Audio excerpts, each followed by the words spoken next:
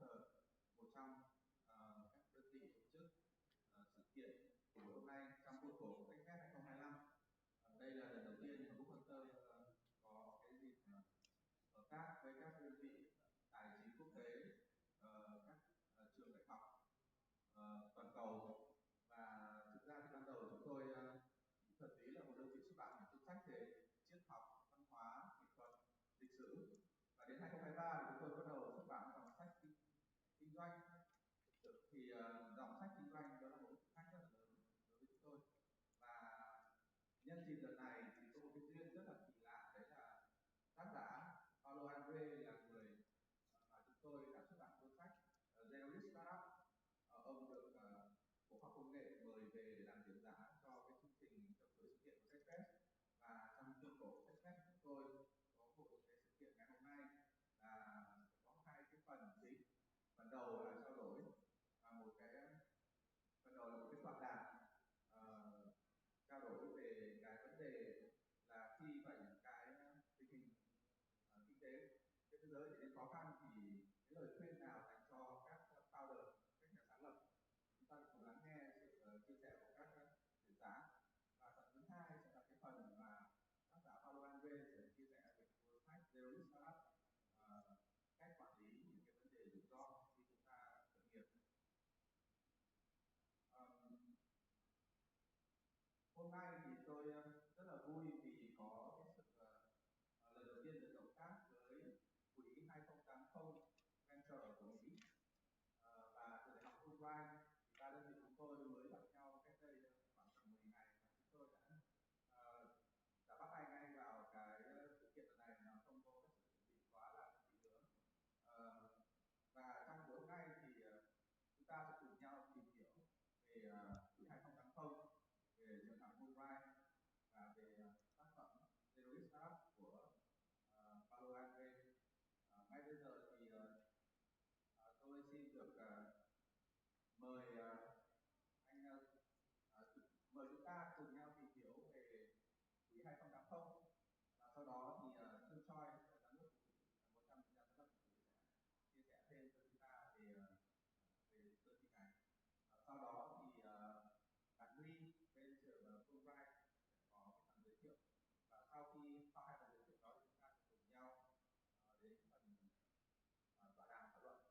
Và sau tọa đàm thảo luận thì giới thiệu sách và cuối buổi chúng ta sẽ có cái cuộc trao đổi với một cách thoải mái và xin ý của Paulo Andrez ở đây. Bây giờ xin mời.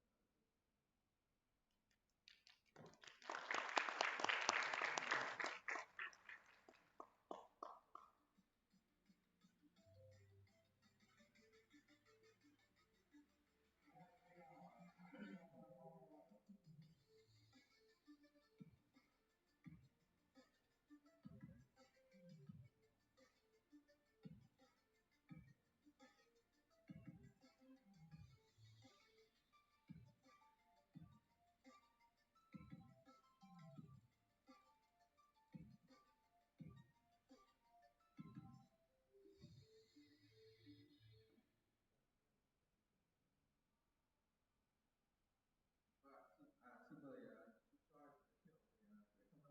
Hôm nay chúng ta sẽ có cái phần dịch tự động ở trên màn hình, chúng ta có thể theo dõi phần dịch tiếng Việt trên màn hình. Hi everyone.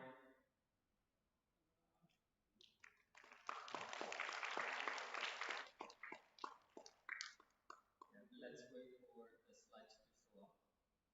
How's everyone? Great. Good? Sorry, I don't speak Vietnamese, so I'll be speaking in English. Please understand. Are we going to have the translation? Yes. So we're going to have a live translation soon too. So thanks for coming on Sunday. I know it was not easy to come here unless you are motivated. Oh, it seems like it's working well, right? Do we have a company slide?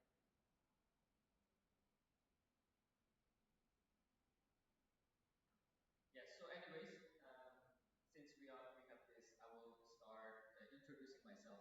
So, my name is Sun Choi.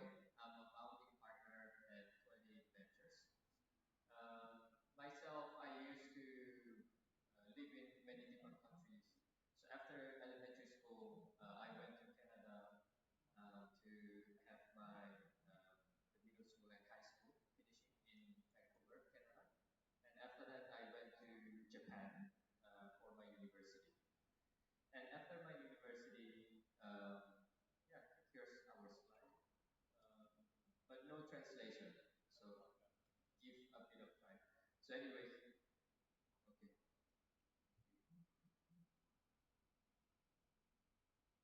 So anyways, after my graduation in university in Japan, I worked there for 6 years as a consultant, and also I went to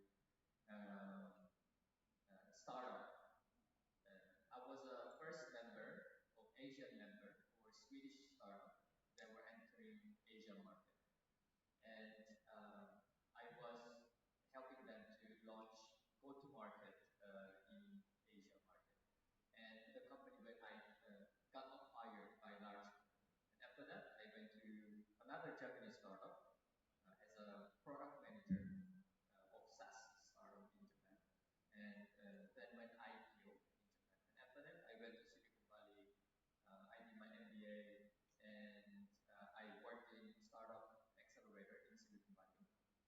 And I led my friends to make 2080 Ventures.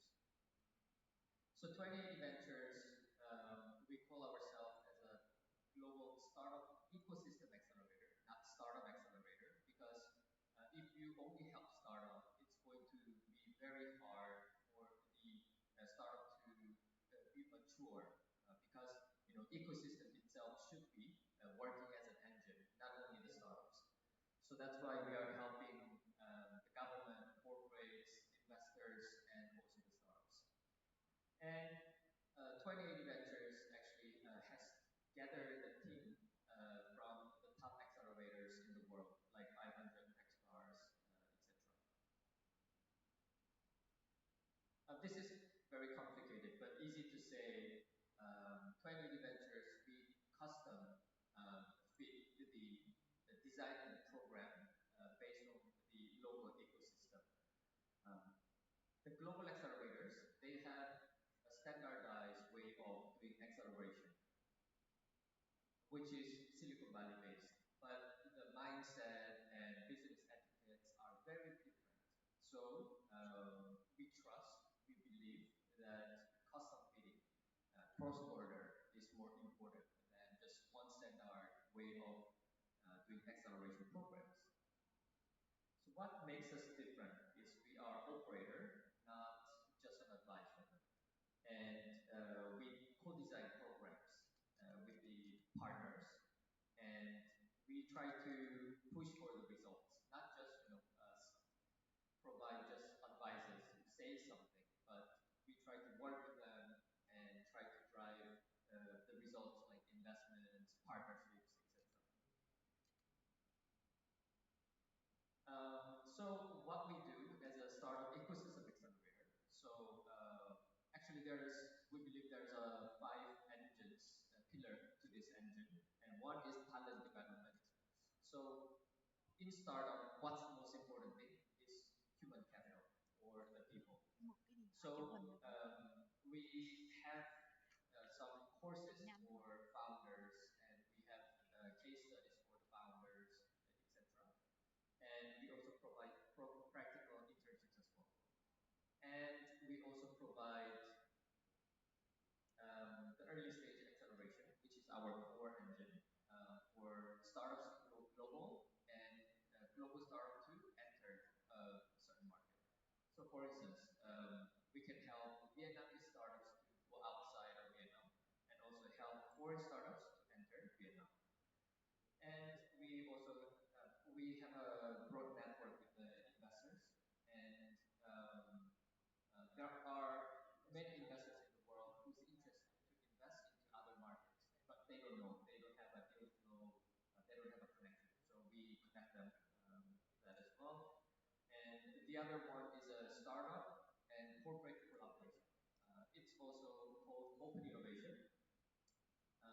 But for startups, it's very hard for them to grow by themselves unless they are B2C. Even B2C startups, they have to collaborate with the B2B startups to make their business bigger.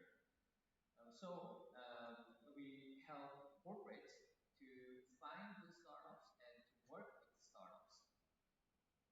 And also we help them with the exit as well, because the most important thing for everyone in the startup ecosystem is exit. You have to remember exit. If you just grow the startup. Even unicorn startups, they sometimes go bankrupt. Unicorn startup is not the ultimate goal.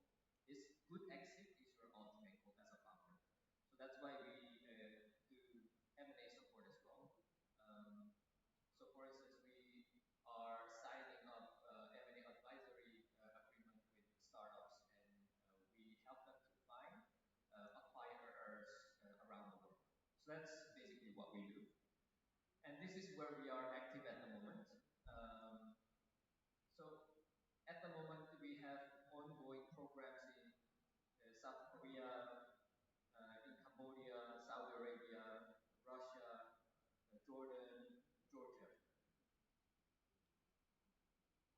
And thankfully, we are being recognized by medias and some organizations, and we are receiving awards and being ranked as one of the top global accelerator overseas. So we cover, many people ask us, what's your expertise or which industry do you cover? Actually, we cover most of the industries because we specialize in the early stage. Early stage go-to-market is another piece of art rather than having an expertise in a certain market. So we cover most of this because we have, you will see on the second number, the program member and expert part. We have more than 5,000 networks of mentors and experts. So these people basically covers all the industries and the verticals. And we have more than 800 graduated startups so far. And from them, the total investment of graduated startups are more than $330 million US. And we also are keep doing our investment. It's keep increasing at the moment. These are some of the names, program partners that we've used to work with or working with. So we have government, corporate, and universities. And these are investment portfolios directly from 2080. And me and my partner, we also invest into the startups directly from ourselves as well. And we also invested into Animoca, SpaceX, Cerebras. I did invest into SpaceX and Cerebras, which is an AI startup. And there are other startups. And next year, upcoming year, we are also increasing our investment into more countries too. And these are core team, myself, our team members, Timur and Tiffany. And we have diverse team with the different sections. We have program team, investment team, open innovation, digital product, market expansion, and we have also many analysts. So that's pretty much it about 2080 Ventures. Thanks for listening.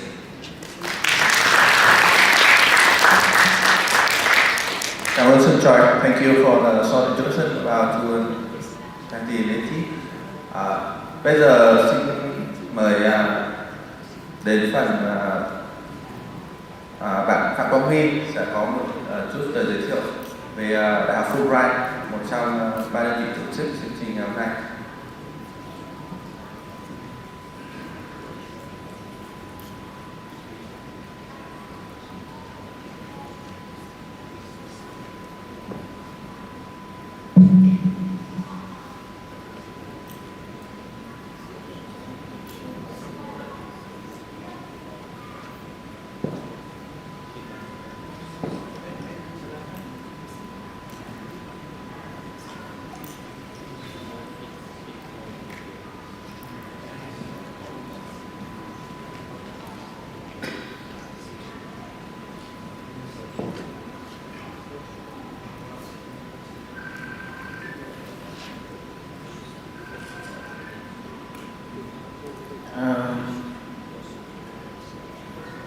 Ở phần này thì mình sẽ nói tiếng Việt.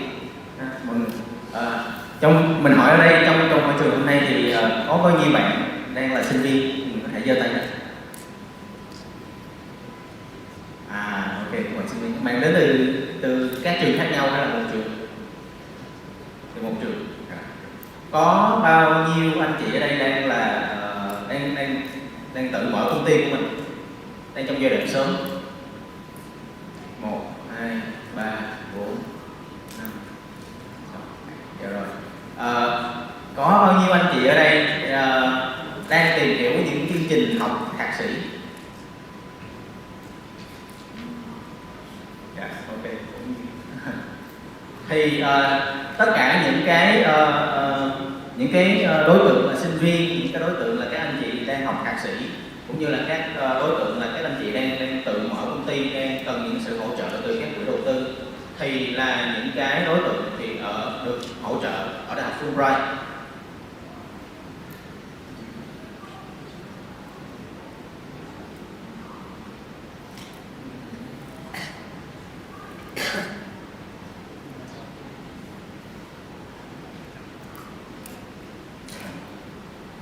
Rồi thì em xin giới thiệu nhanh về Đại học Fulbright. Thì Đại học Fulbright mọi người có thể là nghe rất là quen thuộc với cái học bổng Fulbright ở Mỹ, nhưng mà đây là hai chương trình khác nhau. Thì Đại học Fulbright thành lập ở Việt Nam năm 2016, là một cái đại học là non-profit và độc lập đầu tiên ở Việt Nam theo tiêu chuẩn của Mỹ, theo tiêu chuẩn là giáo dục khai phóng. Thì ở Đại học Fulbright thì như lúc nãy mình có đặt một câu hỏi, thì có những cái chương trình khác nhau để hỗ trợ cho tất cả các đối tượng đang ngồi trong khán phòng hôm nay. Thì cái chương trình đầu tiên là chương trình cho hệ đại học, là một cái chương trình giáo dục khai phóng cho các bạn sinh viên, dạy tất cả về social humanities, engineering, thậm chí là về nghệ thuật.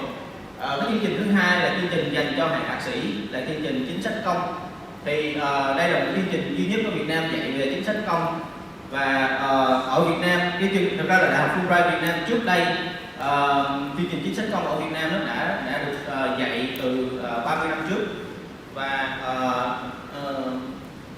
mới cách đây 1 tháng thì làm kỷ niệm 30 năm thành lập của chương trình MVP. Thì nếu mà các anh chị nào có muốn tìm hiểu thêm về chương trình MVP thì mình cũng có một đại diện alumni của chương trình MVP ở bên đây là chị Kiều My bên buổi 2080. Thì lát hồi có một buổi networking mình có thể tìm hiểu thêm về chương trình. Cái thứ ba thì ngoài câu chuyện là những cái chương trình học ra, thì Đại học Fulbright có những cái chương trình nghiên cứu thông qua các trung tâm. Thì hiện nay ở Đại học Fulbright có 3 trung tâm. Một là trung tâm về Việt Nam Study, là nghiên cứu tất cả những cái hành vi con người về và văn hóa của Việt Nam. Cái thứ hai là một cái trung tâm về AI, Institute. Thì đó là một cái trung tâm nghiên cứu ứng dụng AI trong các lĩnh vực khác nhau về hành vi của con người. Và đầu năm nay thì trung tâm đó thì vừa được Google tài trợ khoảng 1,5 triệu đô để thực hiện những cái việc nghiên cứu ứng dụng AI trong cuộc sống. Và cái trung tâm thứ ba là trung tâm của mình là về hỗ trợ về đổi mới sáng tạo và khởi nghiệp. Ở đây là tổ chức những cái buổi hội thảo, tổ chức những cái chương trình vườn ươm và tăng tốc khởi nghiệp, kết hợp lại những cái đối tác ở trong cái hội trường ngày hôm nay. Thì đây là một số cái thông tin về sinh viên Fulbright trong những năm qua. Thì hiện tại sinh viên Fulbright có khoảng 2.000 alumni và hầu hết tất cả những bạn mà tham gia Fulbright đều được có những cái học bổng tham gia chương trình. Thì từ 50% cho đến maximum là tốt là 80%. Thì đây là một cái chương trình học của Đại học Fulbright khác với những chương trình của các đại học bình thường. Thì ở năm đầu tiên Fulbright chỉ tập trung giảng dạy về những cái hành vi, những cái hành vi về con người, những cái sự thay đổi trong xã hội, rồi những cái kỹ năng về critical thinking. Và đến năm thứ hai thì các bạn mới bắt đầu là chọn những cái ngành học tại Đại học Fulbright. Thì có rất là những cái ngành rất là đa dạng, tại vì đây là giáo dục khai phóng, cho nên là cái chương trình học của Fulbright thì rất tập trung vào câu chuyện là phát triển những cái nội tại của con người, bao gồm những cái về psychology, về social study, cũng như là Việt Nam học và lịch sử. Thì sinh viên ở Đại học Fulbright thì các bạn được đào tạo không chỉ là cho việc học, mà các bạn được phát triển những kỹ năng khác nhau. Thì đây là một số cái gương mặt tiêu biểu của các bạn phát triển những cái dự án riêng của các bạn về xây dựng những cái mô hình công ty, những cái mô hình khởi nghiệp khác nhau, giải quyết những cái vấn đề trong xã hội. Và sinh viên Fulbright cũng đến từ rất là nhiều background khác nhau. Đây là những bạn có những cái background đến từ những khu vực miền núi, hay là các bạn đã và đang có những kiến thức tập sinh trong những cái khu vực công và tham gia vào trường học Fulbright. Và đây là tất cả những công ty mà sinh viên đã tốt nghiệp ở Fulbright đã tham gia vào trong những năm gần đây. Thì không chỉ là những công ty ở Việt Nam như ở bên này, thì còn có một số công ty thuộc ở khu vực và ở tầm global. Và rất đông các bạn trong số đó đi tham dự những cái và được học bổng ở những cái trường đại học ở nước ngoài. Đây là tất cả những cái trường đại học mà đang liên kết với Fulbright và nhận sinh viên Fulbright làm tiếp những cái chương trình về thạc sĩ và tiến sĩ. Thì như lúc nãy mình có chia sẻ thì trường Fulbright đã có mặt ở Việt Nam 30 năm trước thông qua chương trình về Public Policy, chương trình thạc sĩ chính sách công. Thì hiện tại các anh chị đang học và cũng như là đã tốt nghiệp đều đến từ các lĩnh vực là phân tích chính sách đến các bộ sở ban ngành ở Việt Nam.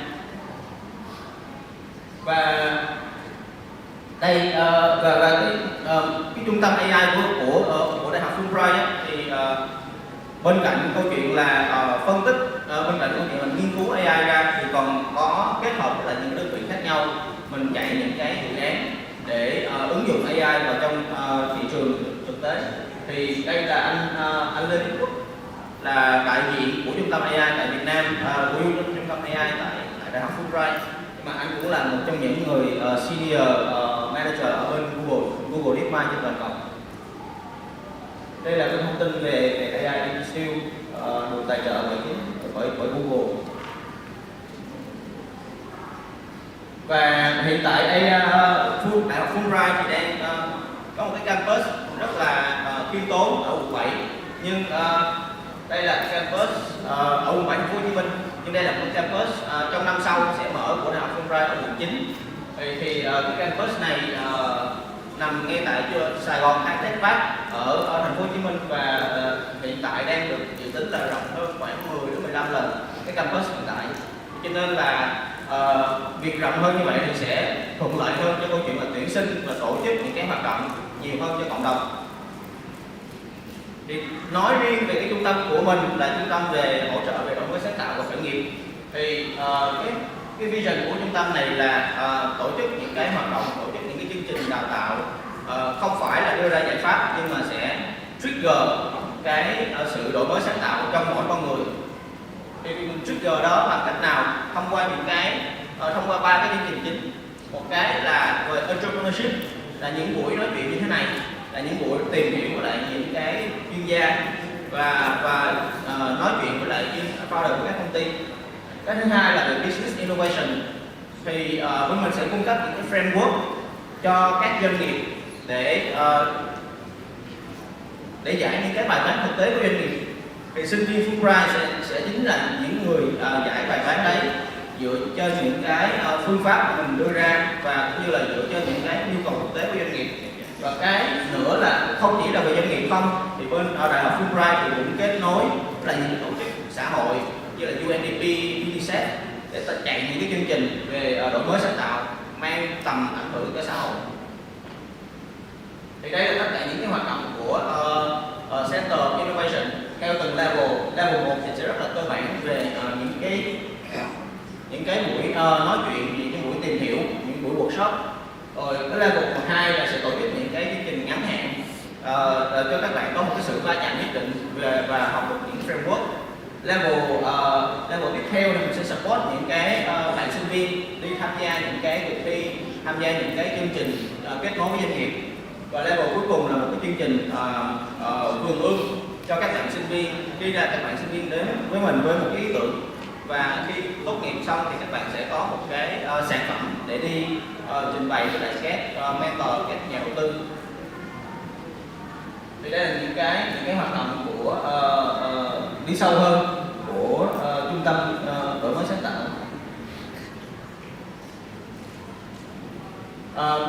Và có một hoạt động cũng khá là thú vị của Fulbright trong năm nay là không chỉ là tập trung vào các bạn sinh viên, nhưng Fulbright thì cũng có tập trung rất là nhiều vào các hoạt động cho các học sinh đối tượng là cấp 3. Thì đây là một cái chương trình mà Fulbright vừa chạy trong mùa hè vừa rồi, là một cái chương trình Innovation Bootcamp khoảng 5 ngày cho các bạn sinh viên cấp 3. Vào đó thì các bạn cũng có những cái ý tưởng nhất định rồi. Thì các bạn vô đó các bạn sẽ được học những cái kỹ năng khác nhau về tìm hiểu về con người, về xây dựng dự án, về phát triển sản phẩm, và cuối cùng là các bạn sẽ có một cái buổi demo đây present như này với lại các mentor, các investor, và các bạn sẽ có những cái cơ hội để đưa những cái ý tưởng đó thành một hiện thực từ ngay cái độ tuổi là cấp 3. Đây là một cái chương trình Outbox Incubator được đưa lúc nãy. Và Business Innovation Lab, những cái hoạt động đi ra ngoài thị trường tìm hiểu chuyên sâu, rồi interview với lại khách hàng, rồi làm những cái research với lại những cái công ty khác nhau để giải những cái bài toán của doanh nghiệp. Đó là một phần giới thiệu ngắn gọn về trường đại học Fulbright. Cảm ơn mình.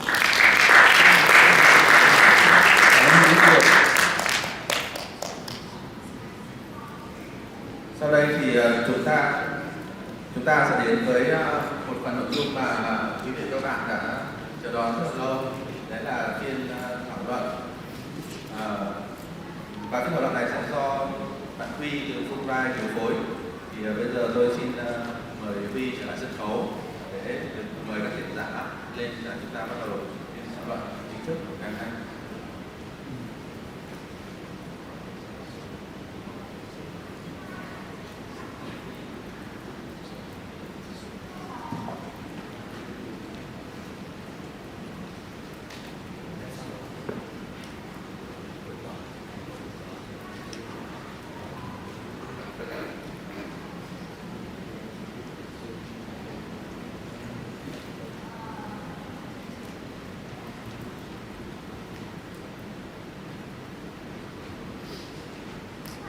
Right.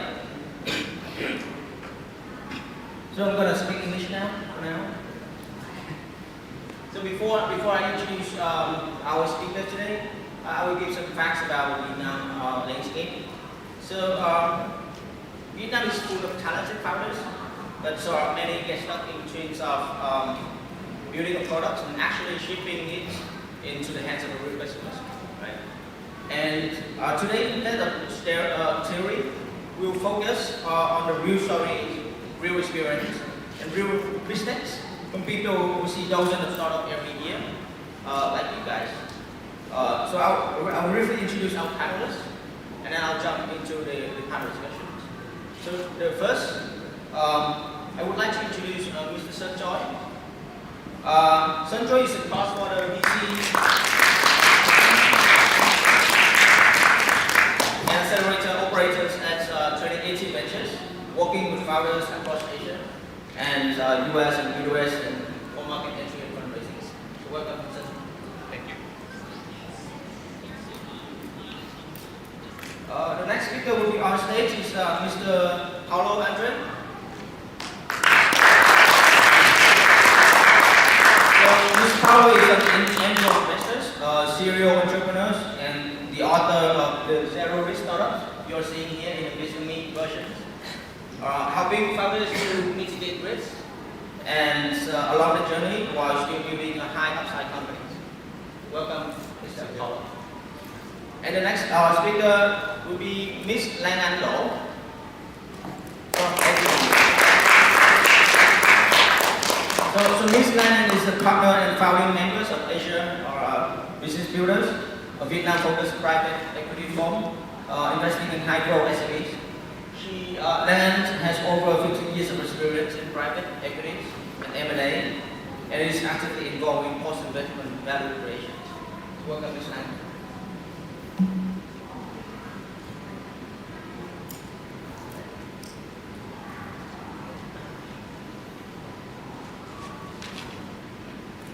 Right, so good morning, everyone.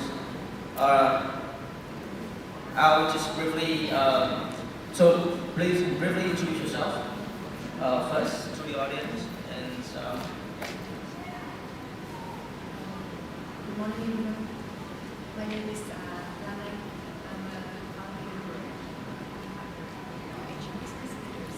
So we private equity fund focused on Vietnam. Raise funds from international institutional investors as well as individuals around the world.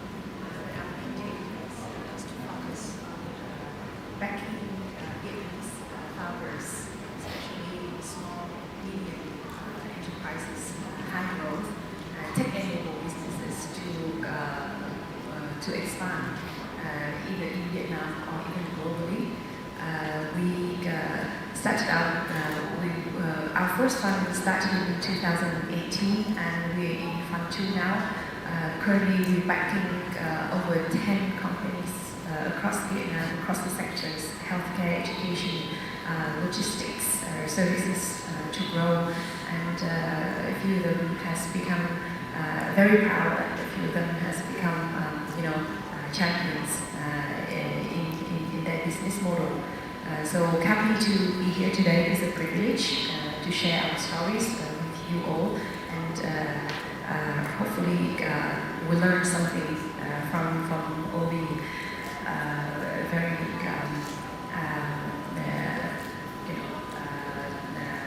practice speakers today as well. Over to you. Hi, good morning. My name is Paulo Andrez, as it was mentioned. I'm the author of the book Zero Risk Startup. I did IPO in the Euronext with a company that I was a co-founder, and then I became an angel investor. I was elected the president of the European Association of Angel Investors. I was also the co-organizer of the first World Business Angels Congress. It was held in Beijing, in China. I have in my portfolio 2 unicorns. I was the second early stage investor in a unicorn company that is now in the US. And I wrote a book to help entrepreneurs to identify and mitigate risk, but you will listen from me in some minutes, so I will not expand more. Thank you.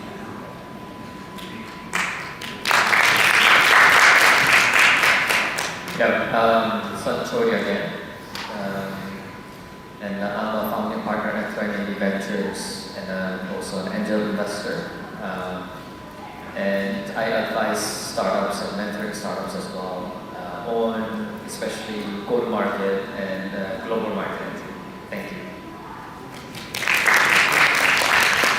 Right, thank you for the brief introductions. Today we're not gonna have any slide, just real case stories. So our topic today is the go-to-market strategies from Vietnam to global. So Sun, I'd like to start with you. Can you share one short story of startups you've worked with that went from idea to real traction? Yeah. Actually, there are many cases that I've seen, but actually, I see a lot of founders' mistakes. They want to build something first, but when you build something first, you are already spending a lot of your time and energy. So one of the best case that I've seen is honestly the startup that have done so I'm forgetting the name of the startup. It's a famous one. But anyways, what they've done is they didn't make the product yet. So they made a demo in video, and they published it on the community.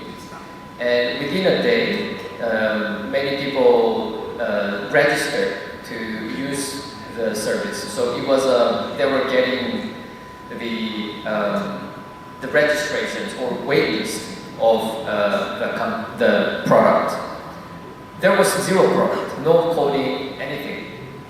But it really also resonated to the problems of the people in the community, and it was more than 100 registrations on the wait list in a day. in a night. And the founder said, okay, I have to build it. And he built it, and he shipped it, and now they become unicorn.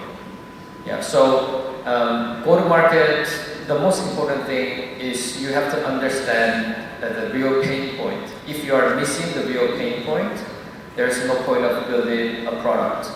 And the technology itself, many people, also there are research or professors, based or lab-based startups. They only focusing on the technology, but of course there are few technologies that are very needed for the market. It can solve a lot of problems, but most of the technologies doesn't. So you should focus on the pain points of the market. That's the best go-to-market strategy that I can share. Yeah, and what is the most critical signals that tell you this go-to-market approach is working? Honestly, it's the number. So the signal is the numbers that you have to see. It's not about sentiment. It's not about the feeling. So the numbers should be actually showing, right? So for instance, with this demo video, he was just collecting the email of the people.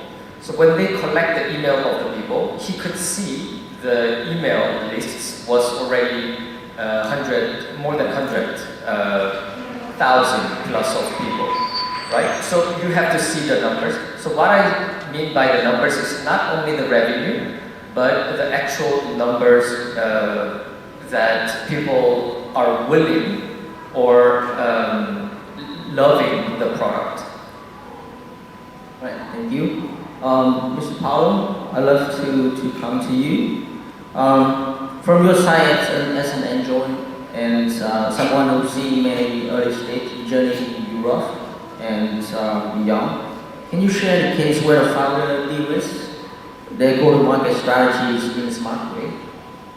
And what did they test first, and how did they change the way investors look at them? I have many examples of entrepreneurs that mitigated the risk, but I tell you, I can talk about technology, but let me talk about one thing that probably everyone understands. It's wine industry. So there were two entrepreneurs came to me and said, look, we need $5 million to set up a wine brand, buy land to seed the grapes, and I said, look, it's going to be very, very difficult for you to raise money for this. And I asked them how much money were they putting, and they said, we have the idea, we are the entrepreneurs, we don't need to put the money. So basically what they are saying is, we are brilliant, we have this fantastic idea, we have worked on this idea for 2 years, now the risk should be on the investors, correct? They are there to lose money. So if the project fails, they lose money, I find another job. They didn't say this, of course, but this is the mindset. If the project is absolutely fantastic, I will be millionaire and the investors will earn some money. So I told them, look, try to fundraise. I think it's going to be difficult. So after a while, they gave up. And they came to me and they said, okay, is there another way? I said, yes, there is another way. And so what is the other way? First is, you don't need to buy land. You can buy grapes that are already there, so you don't take the risk of weather conditions. Second, you don't need to buy bottling system. You can subcontract the bottling system. So where you should focus on is the brand, and of course that you can produce the wine. Everything else in the beginning you subcontract. And it came from $5 million to $200,000, the investment. And on that case they said, okay, but for this we don't need investors. And I said, yes, you can do it by yourself. So you don't need investors, that's good. So they did this. They learned that initially the idea that they were thinking about some grapes, etc. It didn't work very well, so they got the market, they got the interest from the market, they got orders, and when they had a lot of orders, then they start producing and they start building, buying land afterwards. They did, after 3 years, 1 million bottles of wine that they sold. If they have done as before, probably they would be bankrupt because they would have loans, they would have a lot of fixed costs, and probably they would be bankrupt. This is one example, but they have many examples.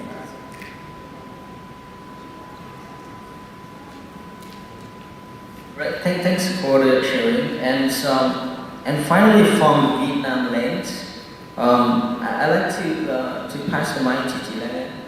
Can you share with us an example of Vietnam-based startups that choose a very specific Vietnam-specific go-to-market part, and maybe using a channel or partnership that outsider out there wouldn't expect? And the second question is that what might work from the investor perspective at IDB? Right. Let me share a real example of our fund.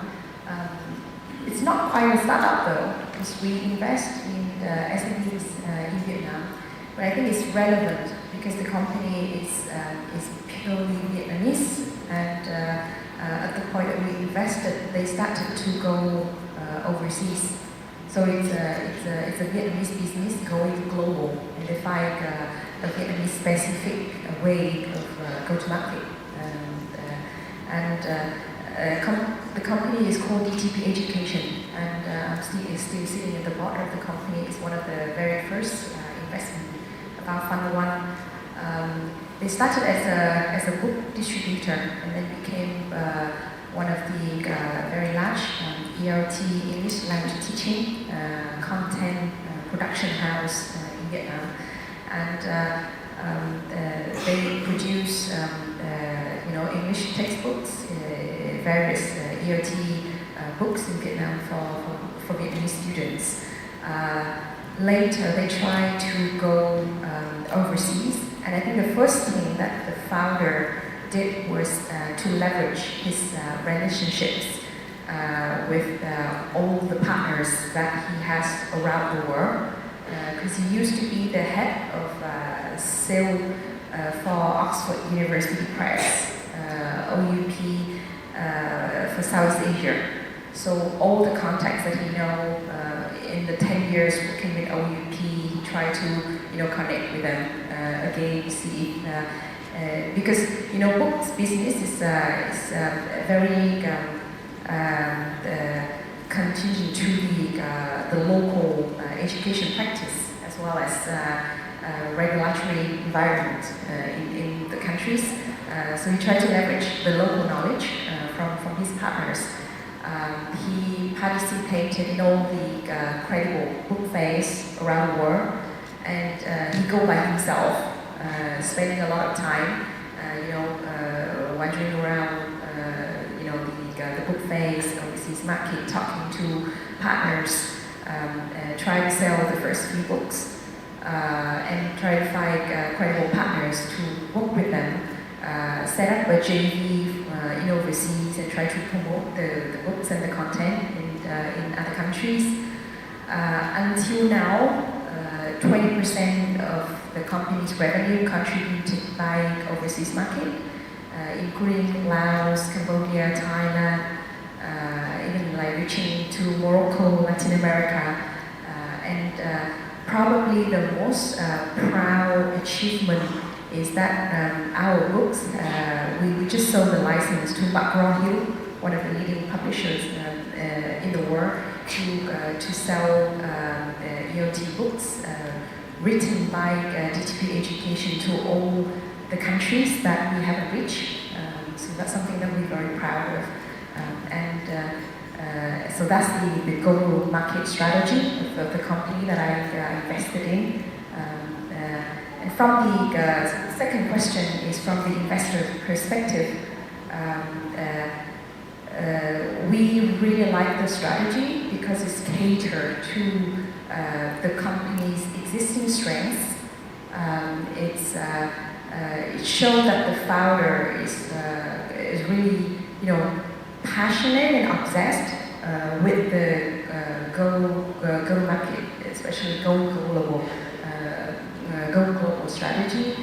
Spend time of himself, spending, leverage his relationship, and he, highly confident about the products, scaling trust rather than scaling numbers. Although it takes a lot of years to achieve those, achievements. Very responsible founders, using shareholders' money wisely. So that's the story. Well, that's a lot and inspiring, and I see there's a lot of resilience in that story. So we heard about three different types of stories. So the key things I take away from the speakers here is that first we need to identify new users when we define our go-to-market strategy. The second thing is that real numbers, focus on the numbers and the metrics you want to measure, right? And the second and the last thing is that make it fast, make it a really focused experiment. If you are a startup, you have no resources, you need to really focus on the experiment. I really love the quote, fail fast, learn fast. And I would like to add more like try fast before and fail fast and learn fast. Right, so that's a really key takeaway for me. Now let's go a bit deeper into the actual decisions founders in Vietnam had to make. I'd like to start with Sun as well. So when you meet a very early stage founders, what is the single most convincing signal that tells you, okay, this go-to-market idea is worth betting on from the perspective of the investors and accelerators? Yes. As an accelerator and an investor, of course, there's not just one thing that we see because it's very complex. For instance, like when we see Grab out of Southeast Asia, they already had this idea, Uber, right? But like for instance, this platform or app kind of ideas which have been successful in US or certain markets, when they are starting it again, and they can be dominating the other region. So that also can be one of the signal. And the other signal is, of course, the number. Even though we invested into seed stage startups, the numbers are very important. Of course, it's not only the revenue. Seed stage startups, they do have revenue, sometimes they don't. One of the case, for instance, from the Facebook, right? When Facebook was raising money in the early stage, they didn't even have a business model. They didn't know how to make money, but they had Ivy League students or students in Boston area. They were using the Facebook like crazy. So the monthly, it doesn't need to be monthly active users, like daily active users. It was like, I think, like 80 something, and monthly active users almost 100, and growth of the users was crazy. So which tells, the number tells, right? So new people keep coming in. So that's a good number to see. And the other one is people are sticking. This is very important because a lot of ad founders, they only track the views of the platforms or app. They only focus on the views, new users, but they are not sticking. If they are not sticking, it's it's not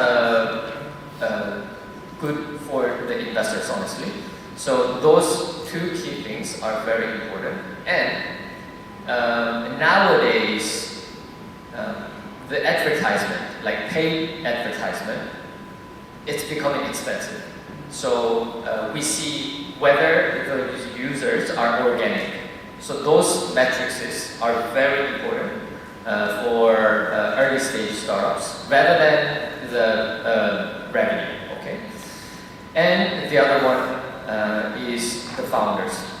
Actually, I want to be transparent that there was a lot of seeming successful stories that like founders from universities, they founded the company and they became like Mark Zuckerberg or someone else. But actually those cases are very rare. So what I normally tell the founders and what I see in them is whether they have the market expertise or whether they have a sharp understanding in a certain market, because that increases the actual success rate of the startups. So like I see a lot of the student founders, but most of them, their understanding of the market pain point is very like a thin layer. So unless they are very quick to fail and learn new things so they can go deep down through the thin layer, it's going to be very hard for those founders to be successful. So those kind of things is very important. And team, since I mentioned about the team, right?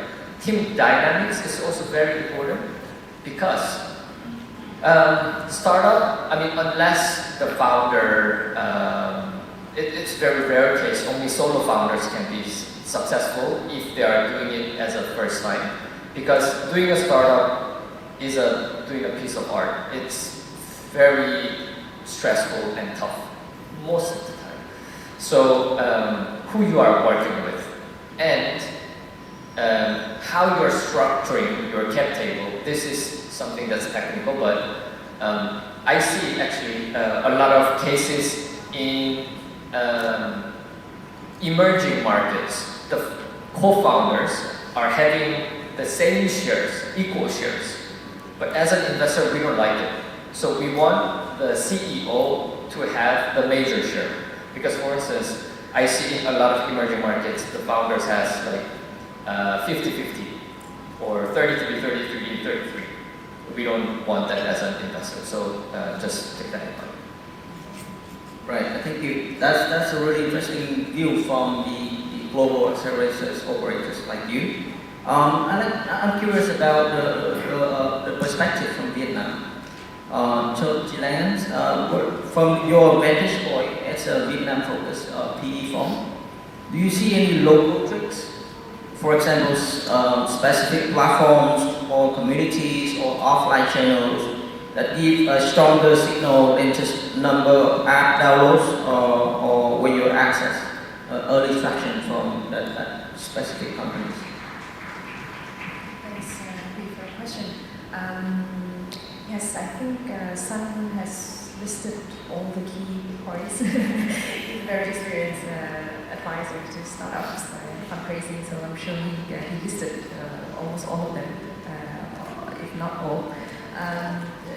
I think as an investor, we look at various things, and app downloads is my experience with many companies that app downloads don't bring money immediately, and even some of them, even we talk about millions of downloads, it won't bring money, and many of them, many of the business model or the apps even fail, even after a few years, despite they had a lot of downloads from the beginning.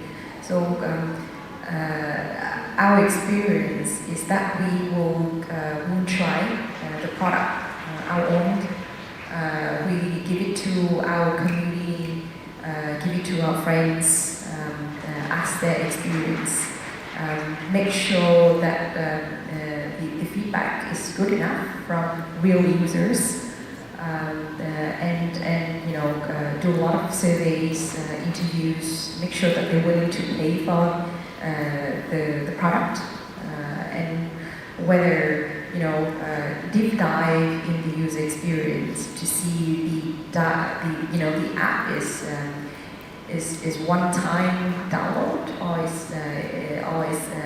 it will be necessary for a regular-based behaviors, things like that, and to make sure that it's not just one-time purchase, but it will be repeated purchase in the future. I mean, for us as a PE investor, because we passed the startup stage, then we would definitely look at unit economics, all the lifetime value of customers, and also the cost of acquisition. So you put things on the paper with like estimated pricing, like repeated purchase retention rates, and we can estimate the cost of expense, because it's quite common now in the market, both B2B and B2C, that competitors in the market, similar products. We can estimate those, and always bear in mind that cost of acquisition will be only rising, not decreasing, to make sure that we have to reach positive unit economics at some point. So those are the points that we will look at for a new product.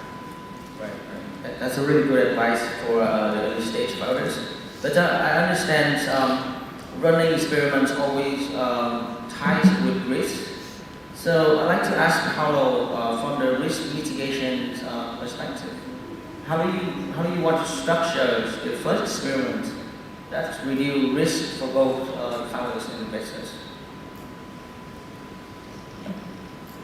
In terms of, you mentioned about the idea, where the investors invest in the idea. The best idea in the world, the best business idea in the world, without execution is valued, you know how much? 0. Otherwise, I have a business idea, which is a powder that cures all the diseases in the world. Yeah, a powder that cures all the diseases. Do you know any better idea than this? Do you know any better idea? No. So, are you wanting to invest in this idea? No. Why? So it's not the idea. The value of the idea is 0. You are going to ask, how are you going to do it? Correct? The risk of execution. So it's about execution risk, and the founder needs to know how they are going to deploy the idea. Entrepreneurs ask me, what do you think about my product or service? And I always tell the same thing. Look, I don't care about my idea, what I think about your product or your service. I don't care what you think about your product or service. If you have clients willing to pay, it's a great product. If you don't have clients willing to pay, then it's not a good product.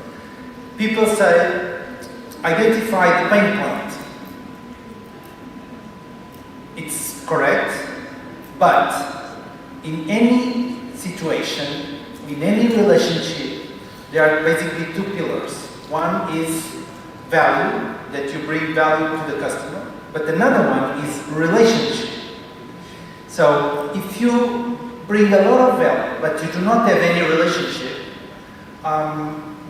probably you cannot sell it. So you need to build trust with the potential customer and build a relationship that the customer trusts. Of course, I remember when, before we did IPO, we were a small company, and we were applying for big projects, IT projects.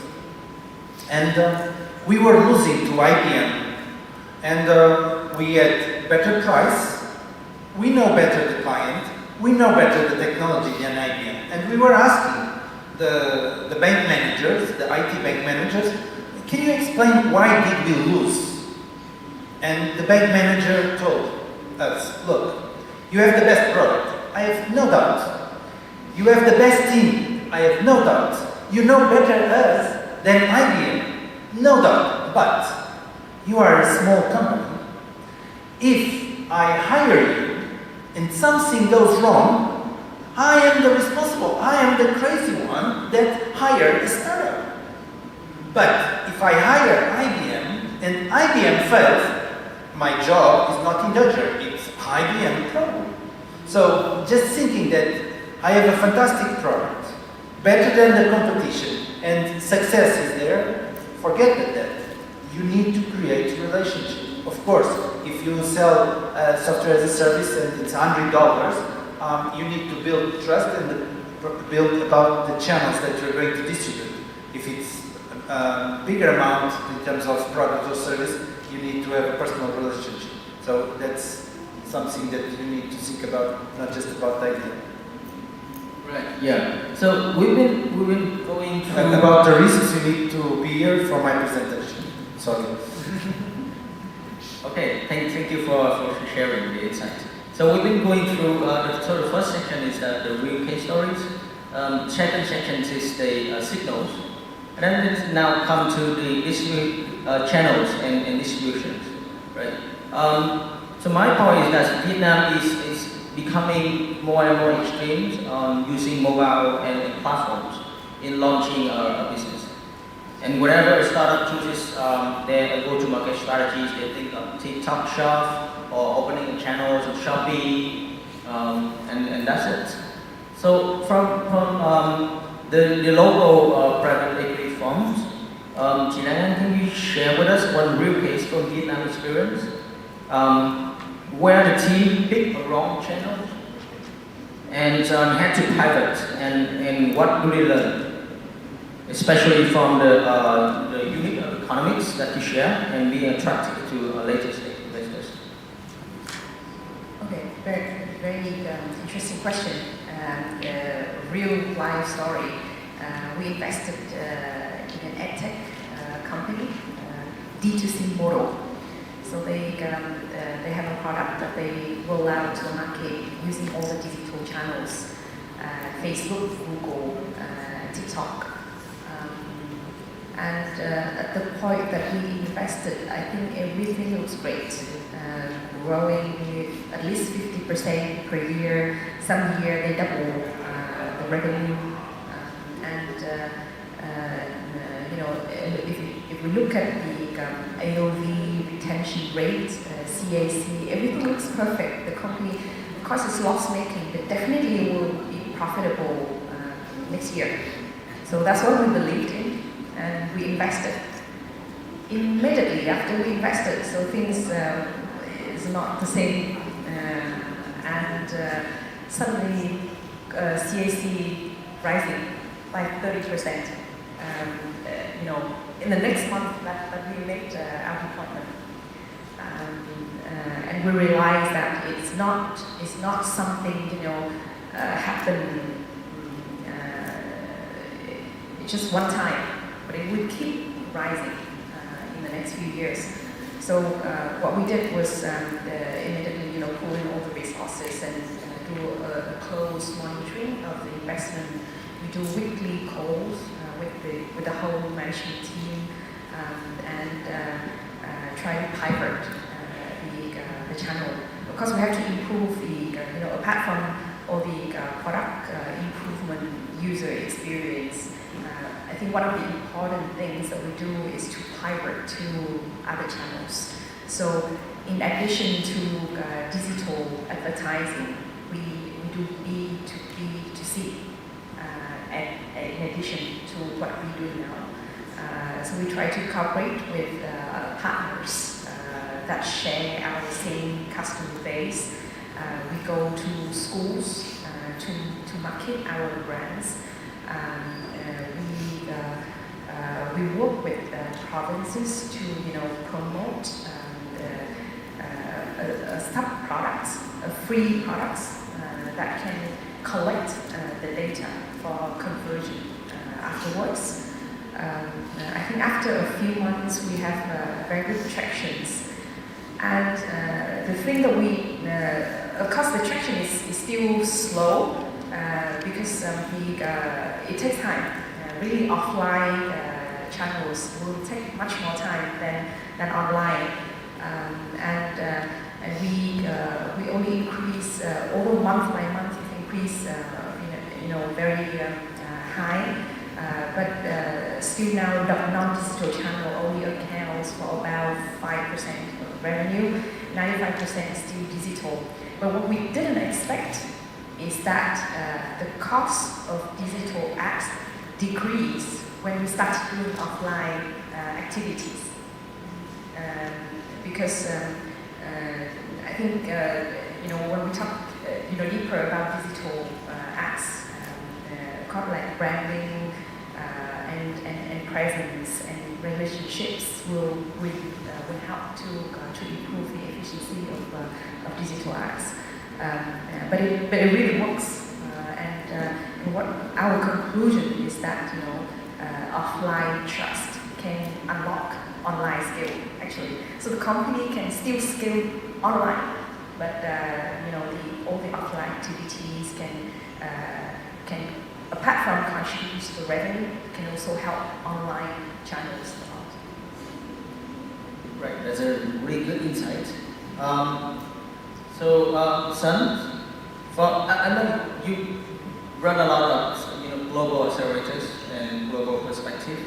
So for founders who want to go beyond Vietnam and later, how should they choose channels that work not only in Vietnam but also globally, so that that channel don't trap them in the future? Yeah. Firstly, you have to look into what your resources are, because your resources and assets, that's easier actually. But as a founder, it's very limited a lot of times. So you need to be creative. So in Korea, there are many startup supporting programs. Like they help you to go to trade shows in CES, big ones, right? Leap, JITEX, or whatever that is. So in every large trade shows, there's Korean pavilion. So that's coming from the government side. But of course, there's a good and bad. But anyways, that's one of the ways. So probably in Vietnam, there's trade agencies that you can talk to, or there are trade agencies from these countries, like Hotra or Koika from Korea, like Jetro from Japan. So probably they can be a support of helping you to enter that market. Of course, they are not going to do all the jobs. Most of the jobs will be yours, but as a connection, right? So you can get certain connections, and also you need to be persistent. In the US, there are a lot of founders that they have a good strategy on lead generation. But I see in most of Asian countries that the lead generation method is very lacking, I would say. In the US, in Europe, and they use LinkedIn a lot. They know how to reach out to people. They have a templates of follow-ups. They have their own way of value proposing their selves and perceive the message well. But in most of the Asian countries, it's I see they want to go through just introductions. So there's introductions, and also you have to make your own even though it's very hard, I know it's very hard. When you send like hundreds of messages, you will probably get 1% or 2% of responses. But that's normal.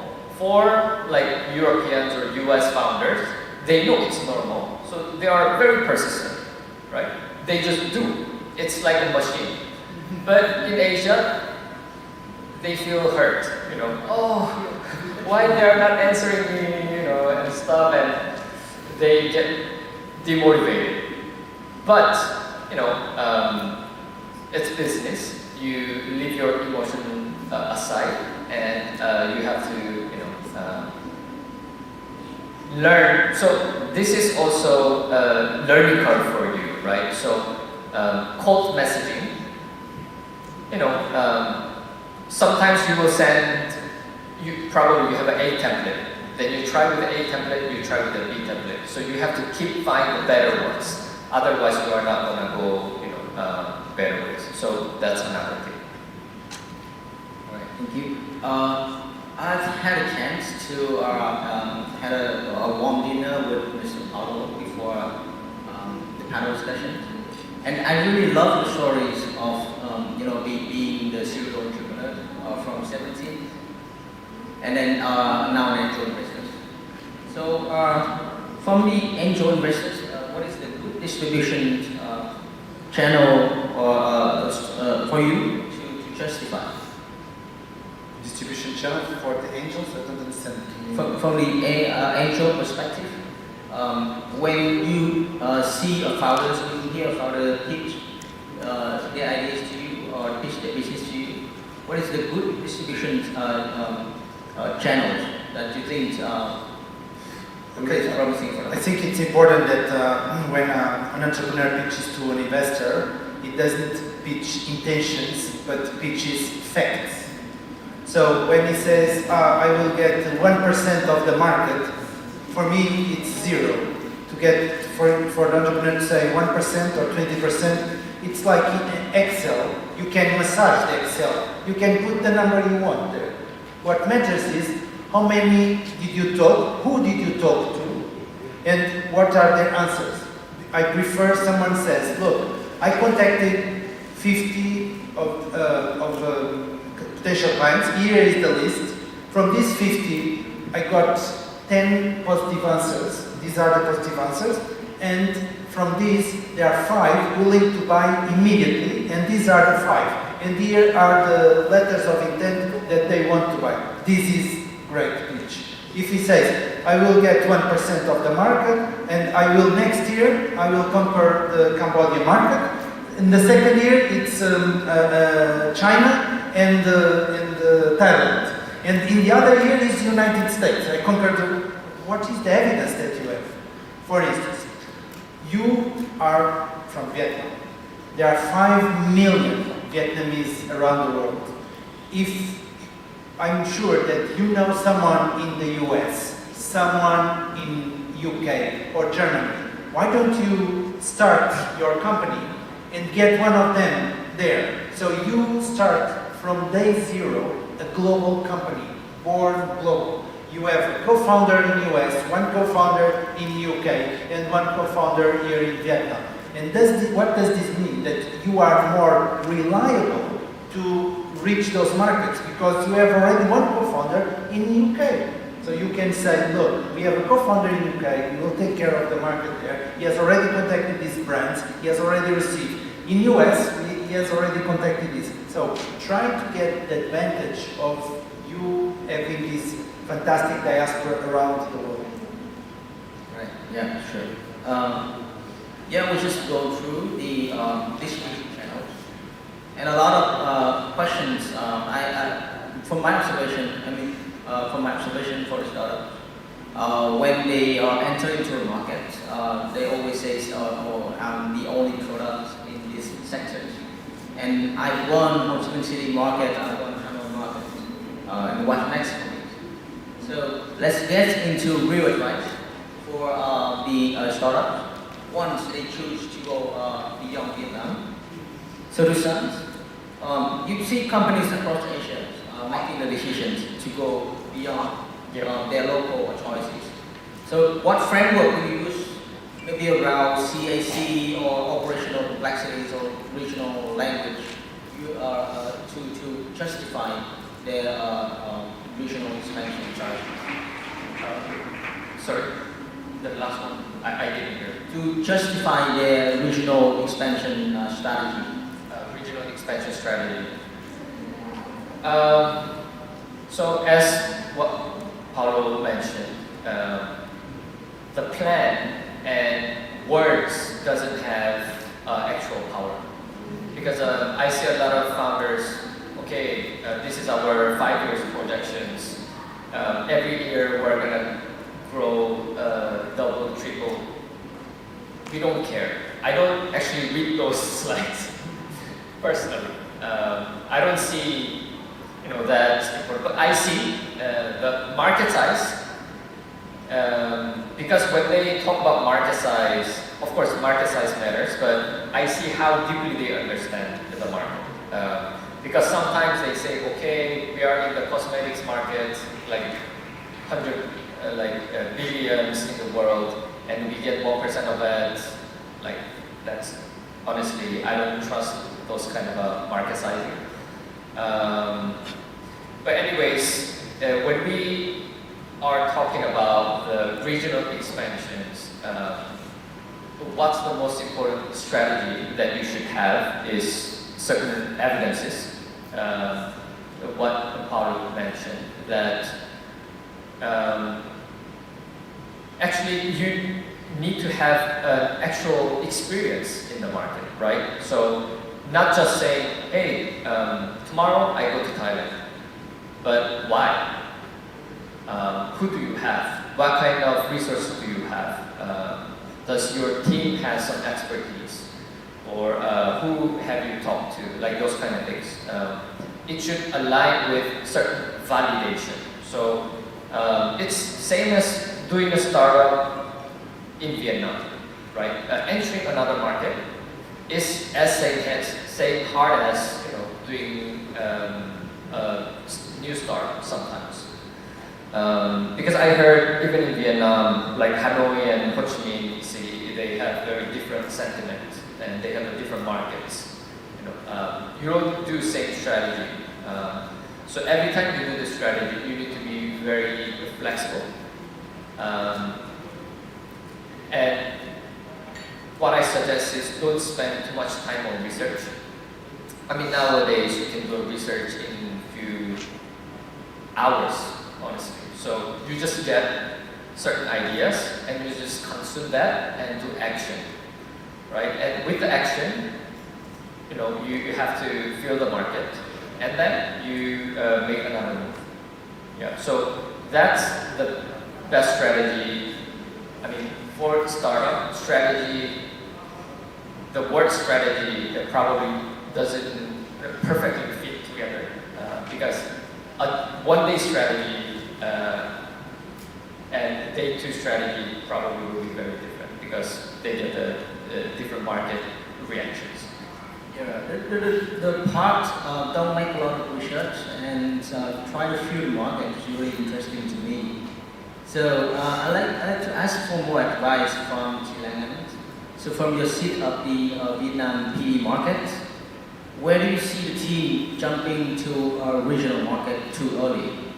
Or any red flags you want to advise the founders that you're not ready to go to another market?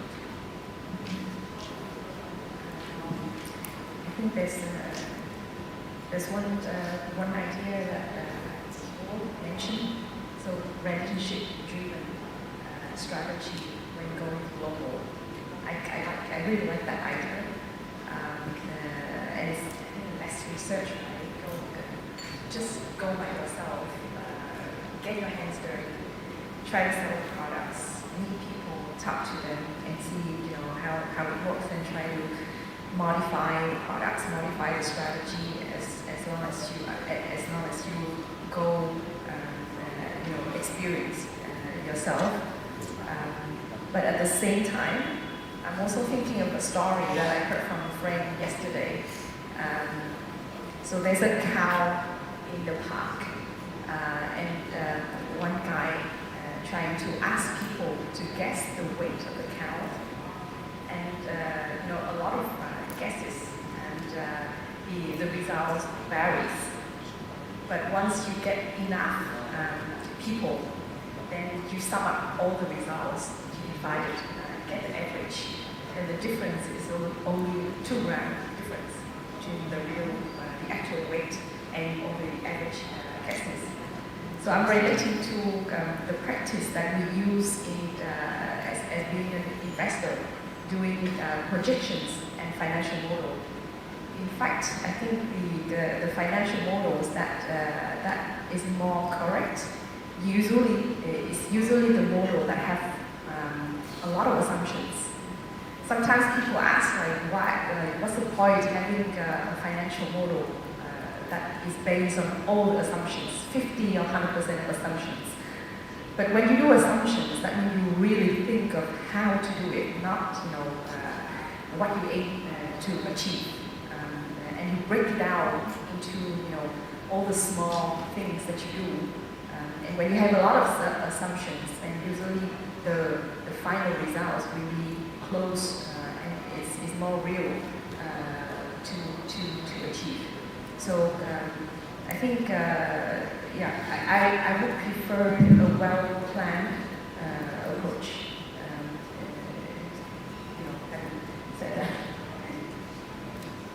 So we actually cover a lot, from ideation to running first experiments, distribution channels, and go-to-market strategies. Right? And now, I think with the time limitations, I'd like to hear from the audience as well. We have a few questions. We have a few founders here in the room, right? I'd like to have one question for the founders. So any questions, please raise your hand and introduce yourself, your sectors, and choose the questions with the panelists here. Vâng ạ, xin cảm ơn tất cả các diễn giả của panelist. Rất hy vọng là quý vị vừa theo dõi cái cuộc thảo luận thì có đặt câu hỏi dành cho một trong 4 hoặc 3 diễn giả ở đây ạ. Xin phép một vài câu hỏi.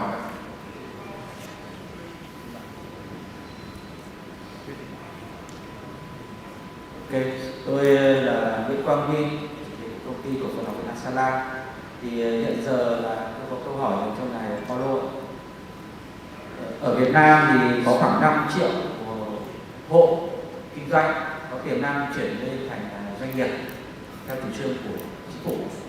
Thế thì bây giờ là theo ông thì đâu là những cái sai lầm lớn nhất mà từ các chủ hộ kinh doanh thường gặp khi chuyển từ tư duy làm chủ hộ sang xây dựng một doanh nghiệp, và đâu là 2 đến 3 cái ưu tiên quan trọng giúp họ chuyển đổi bền vững và làm không gia tăng rủi ro. Xin cảm ơn.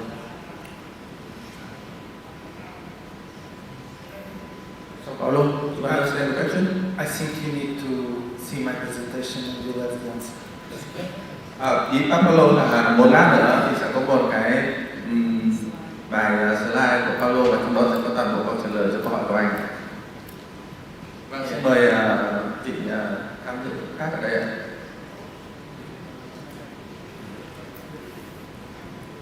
Thank you very much for your very insightful sharing. So I'm Half from the EU Vietnam Corporation Facility. But it's related from my personal perspective, so I'm just very curious about the sharing, especially about the pain points and the both fail fast. But the pain point, so how do you have any strategies to identify the ones solving pain point, the customers in a market? For example, especially in Vietnam, there's several markets that we don't have enough data, or even like the blue ocean strategy that we want to become frontier in the new markets. The second question is about us. How do you know when to do, how to give up, and then move to another idea or like start up another stuff? Thanks a lot. If any one of you can share your perspective about the point of view fast. So, thank you. Yeah, short and precise. Yeah. So I will answer both questions at once. So it's about the validation metrics, right? So if you don't have a certain reaction from the market, then which means no, because market will react quickly. If your product or solution is not reacting well from the market or your target, maybe you have a target, right? If you tested it, if they have bad reaction or no reaction, which means no. And don't do interviews. Interviews, people are nice mostly, especially Asian. They don't say no, I don't like it. They don't say no, this is bad. They normally say, oh, it was good, no, but you know, you have to see the result, right? So the result and the market reaction matters. And if there's no market reaction, so it's either the target's pain point is a little bit different, or the target itself is different, right? So you will see immediately. So that's why you have to make an action quickly. Yes. The quality of validation is very important. I see a lot of entrepreneurs coming to me with LOIs from companies with hotmail.com. I've tried to Google the companies, they don't exist or they're not well known. So this is not good validation.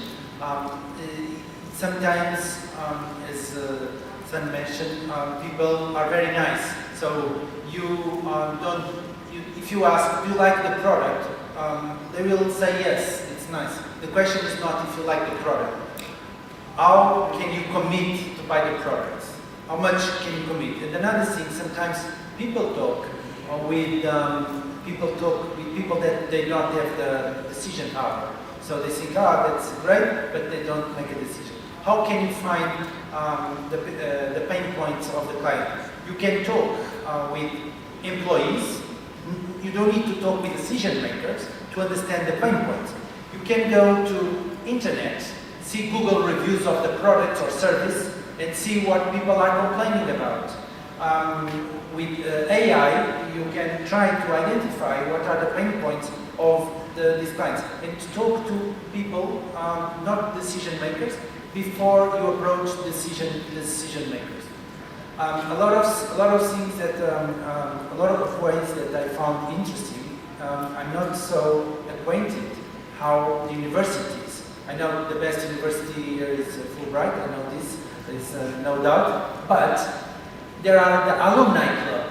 So if in universities there are these alumni clubs, you can try to reach out to former students of your university that they are now working in big companies in order to help you to identify and to confirm the pain points. Try to use your university and to get those connections. I know many cases of entrepreneurs that just use alumni clubs to reach out to the market, validate their assumptions, or to help them to enter the market. And many of these universities, and this is another thing that can be interesting, in Europe, they created their angel network from the alumni. So it's the alumni investing in companies from the students of that university. If your university has this kind of angel network, then you can use them as well to get funding. Make sure that you talk to many people. Make a large enough sample. And relevant. Yes. Right. With time limitations, time does not allow more questions. But if you have more questions, we have a short break, about 10 minutes, coming right after the sections, so we have more time to chat with our speakers here. And nếu như quý vị nào mà vẫn còn câu hỏi, chúng ta có thể đặt câu hỏi sau cái phiên tham luận của Paulo Andrez và sẽ diễn ra ngay bây giờ. Paulo Andrez sẽ có một bài trình bày về cách quản lý rủi ro mà có lẽ là tất cả chúng ta đều rất là chờ đón ở đây, và sau đó thì bác Paulo sẽ có ký tặng các quý vị ở đây tham gia chương trình, và có lẽ là Huy sẽ kết thúc buổi you all. Thank you for your time and sharing insight to the audience. Cảm ơn các vị đã chia sẻ với chúng ở đây. Và Paulo, do you stay?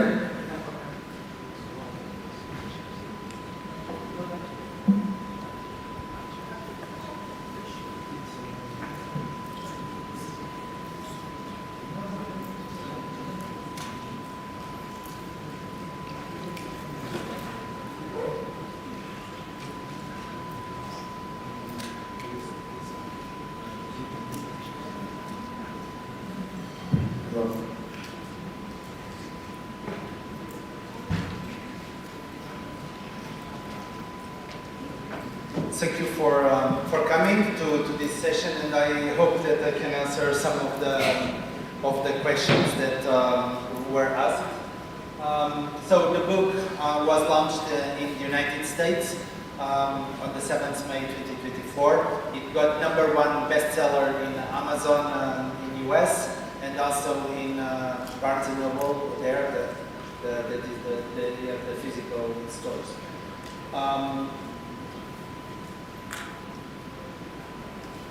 Where do I? It's not working.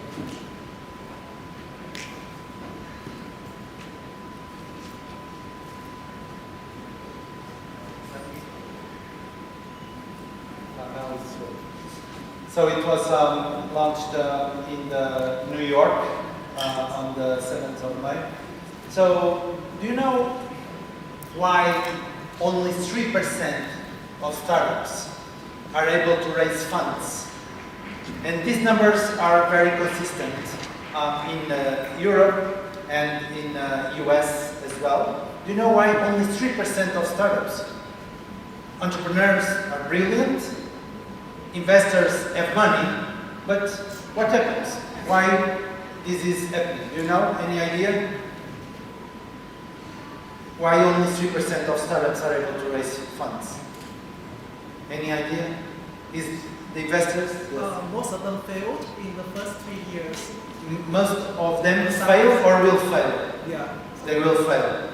So you are very negative, very, very dramatic. Oh, no, You are going to be killed. But that's correct.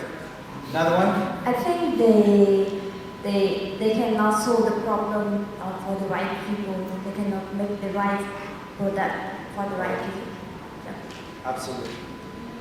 The reason is because of this, the startup valley of death.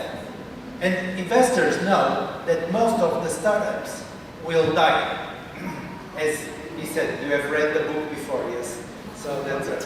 So, and this perception that the companies will die make investors afraid of investing in startups. If we see here, there are basically two variables. One is the money, and another one is the time. If you have, if you instead of taking 6 years to go to the market, if you can do it in 1 year, you reduce the risk of going into the valley of death. If you spend too much money per month launching your company, then the probability that you get into the valley of death is higher. So what you need to do is try to go faster to the market and have less monthly costs in terms of your company. So I have a question for you. I know that for you to be here in this session, you need to have to send the proof to NAM that you have 2 billion VND in the bank account. So let's assume that you have this money and you have two options.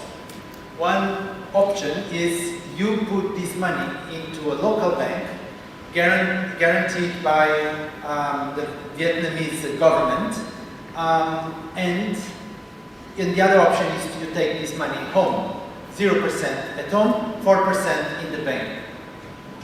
And let's assume that you do not have any other option, okay? And let's assume that the bank is completely safe, it's guaranteed by the World Bank, the United Nations, so there is no problem. So you have just these two options. So let me introduce you to Nam. You know him? You know him? No? Why are you laughing? I don't understand what is so funny about him.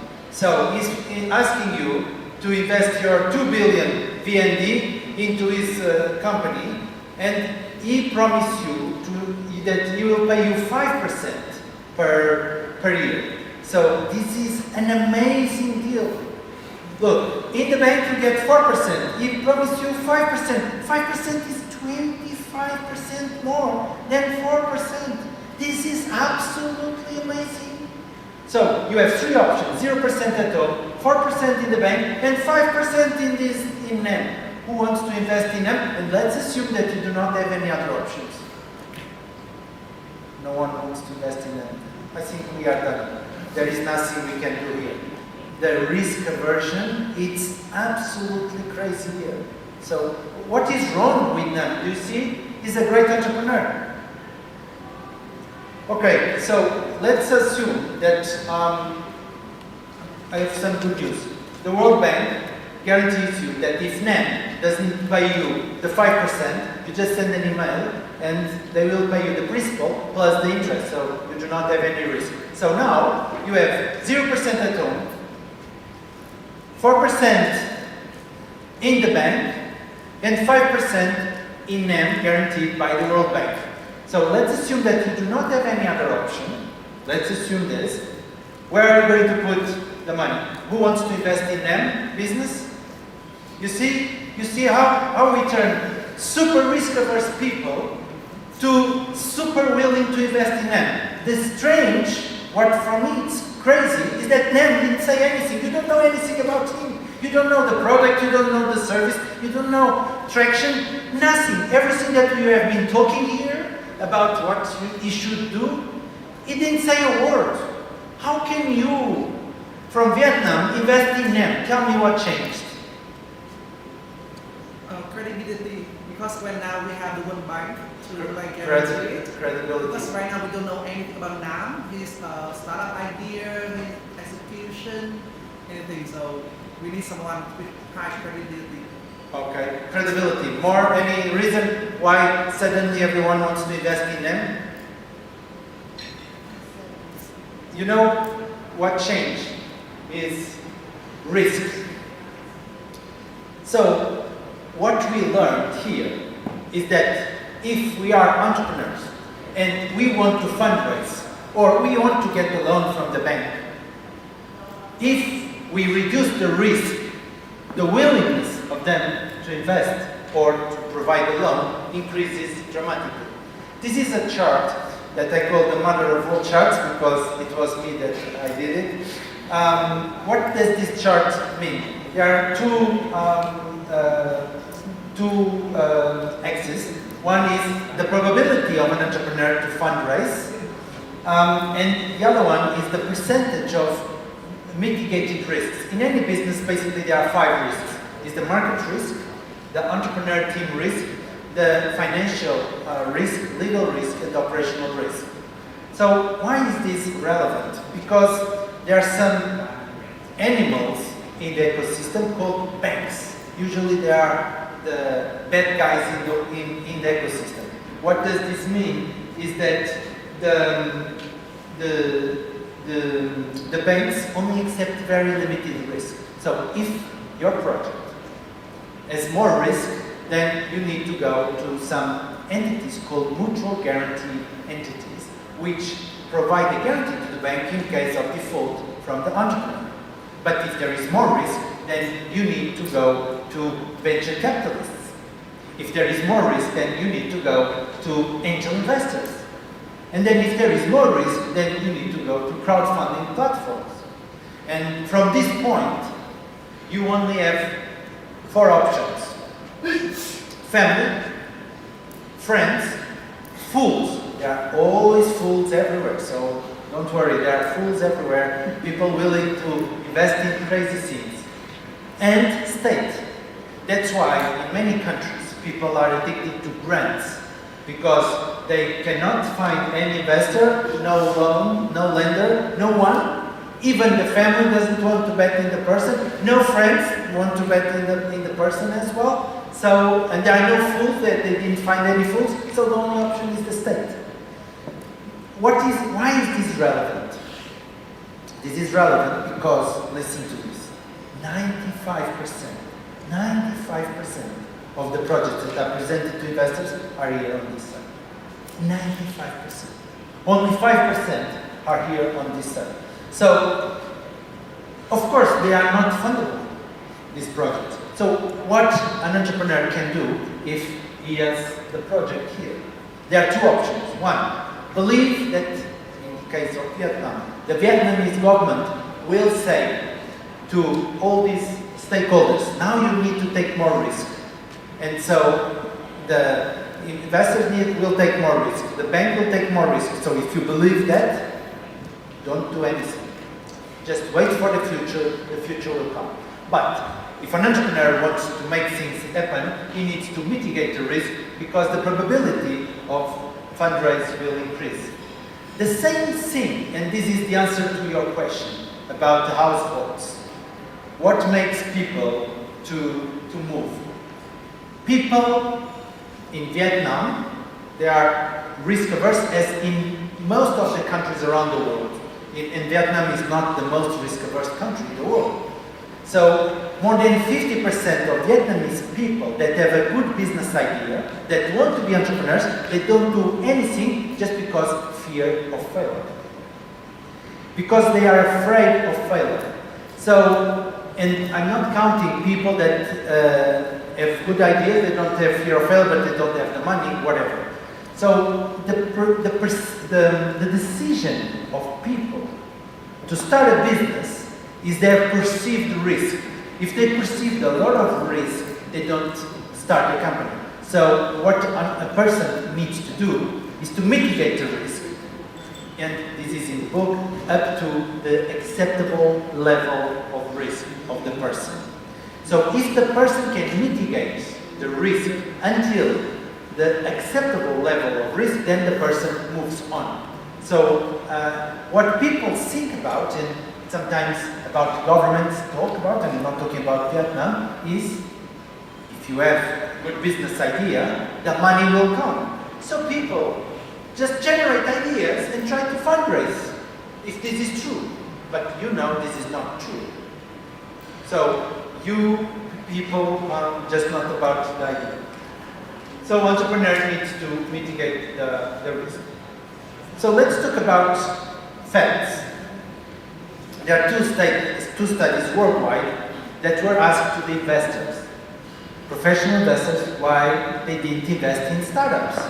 So if there are 97% of startups that are not able to fundraise, what were the reasons? And many entrepreneurs go to incubators, accelerators. I'm not talking about 28 Ventures or Fulbright University, as you know, but they teach them how you need to be well-dressed, present very confident, and everything will be fine. Forget about that. It's about facts, about credibility. And they were asked investors what were the reasons why they didn't invest. And the first reason is not that the project doesn't show that there will be profitability for return on investment for the investors. The first reason is because the project had too many risks. So, and if you see the lack of profitability or lack of return for potential return for investors, only 7%. So what does this mean? That 93% of the projects that are presented to investors, if someone could guarantee that the execution will happen exactly how the entrepreneur is pitching, investors will invest. So the problem is not in terms of the financials, in terms of what is promised in the pitch deck. It's about the risk of the execution of that business plan. And that is where entrepreneurs need to concentrate. Because as we have discussed before, we can massage the Excel, the business plan, except any number.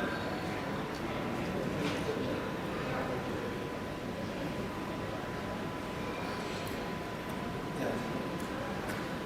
Then they were asked to the investors what were the reasons in terms of the risks that they found.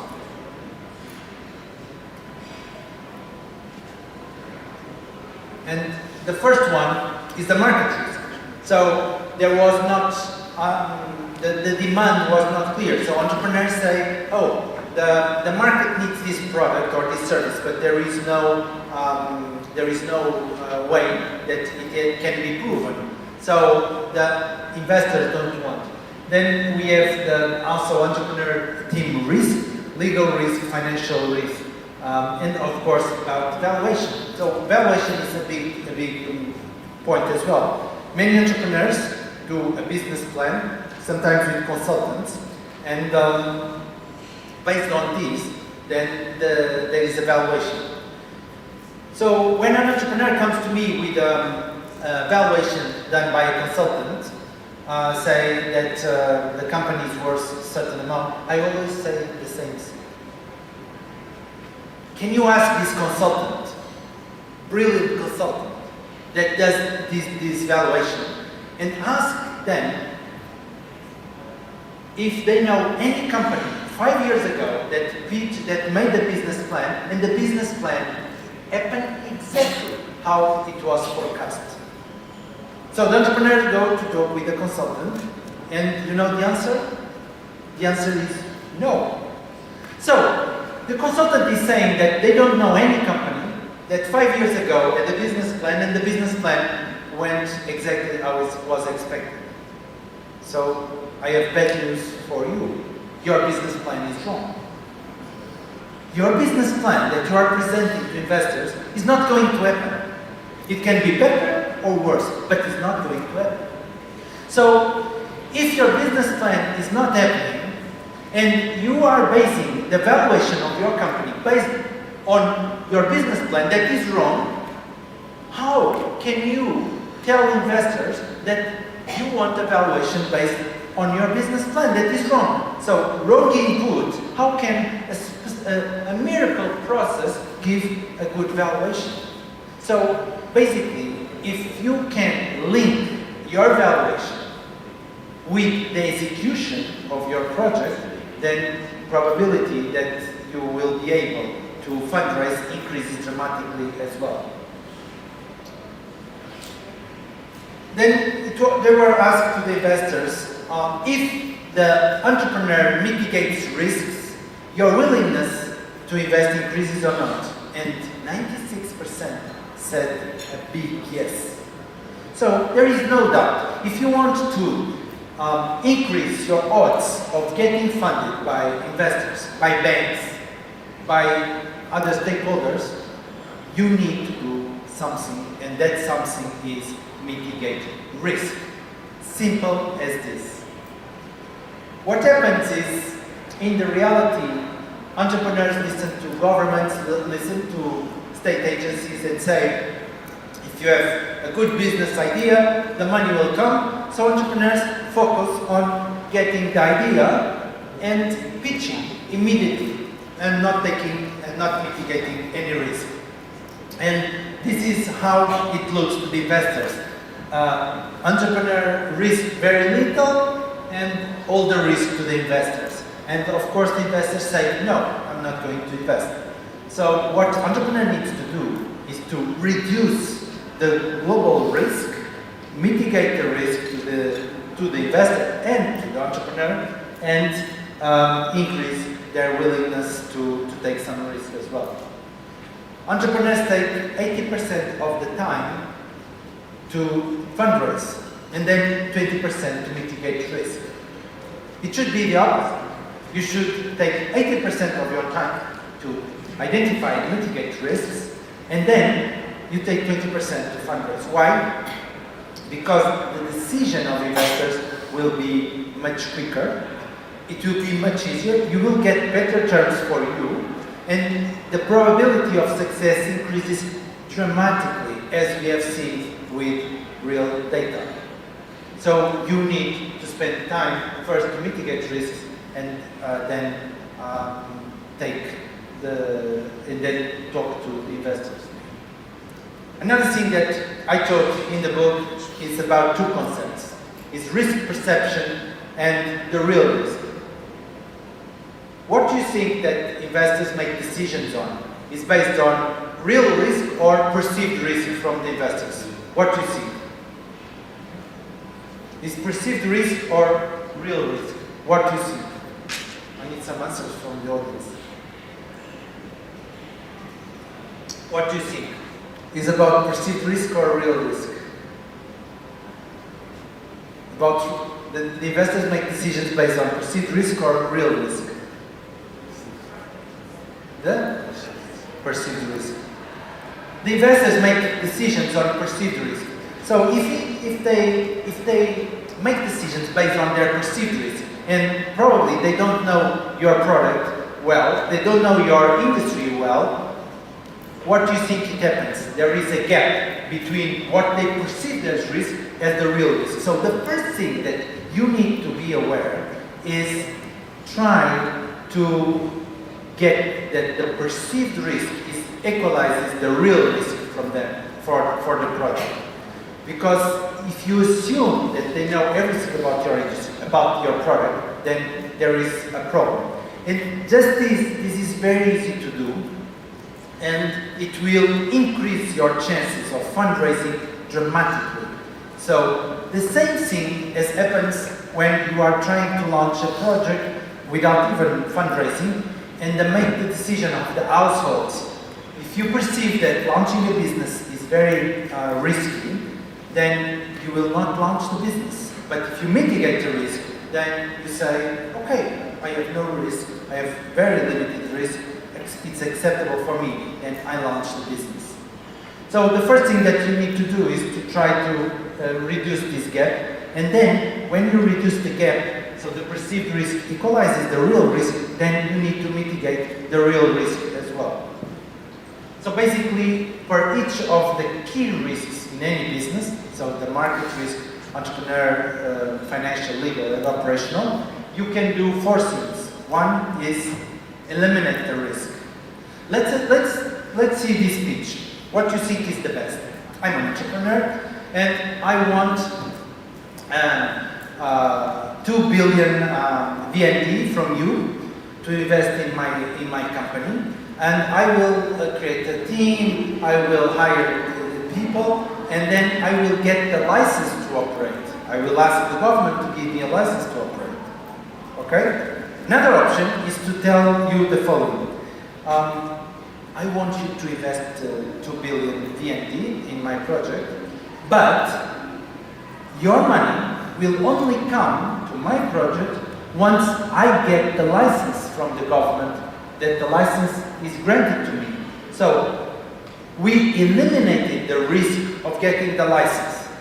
What do you think is best for you as an investor? Would you invest in the first one, that everything will be fine? Or if I tell you that your money will only come after I get the license, we will eliminate this risk.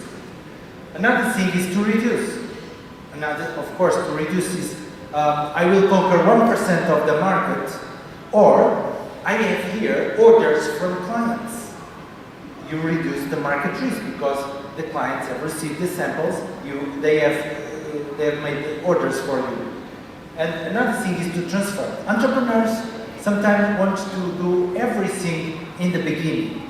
And if some parts of your project you can outsource to reliable companies, you are mitigating the risk.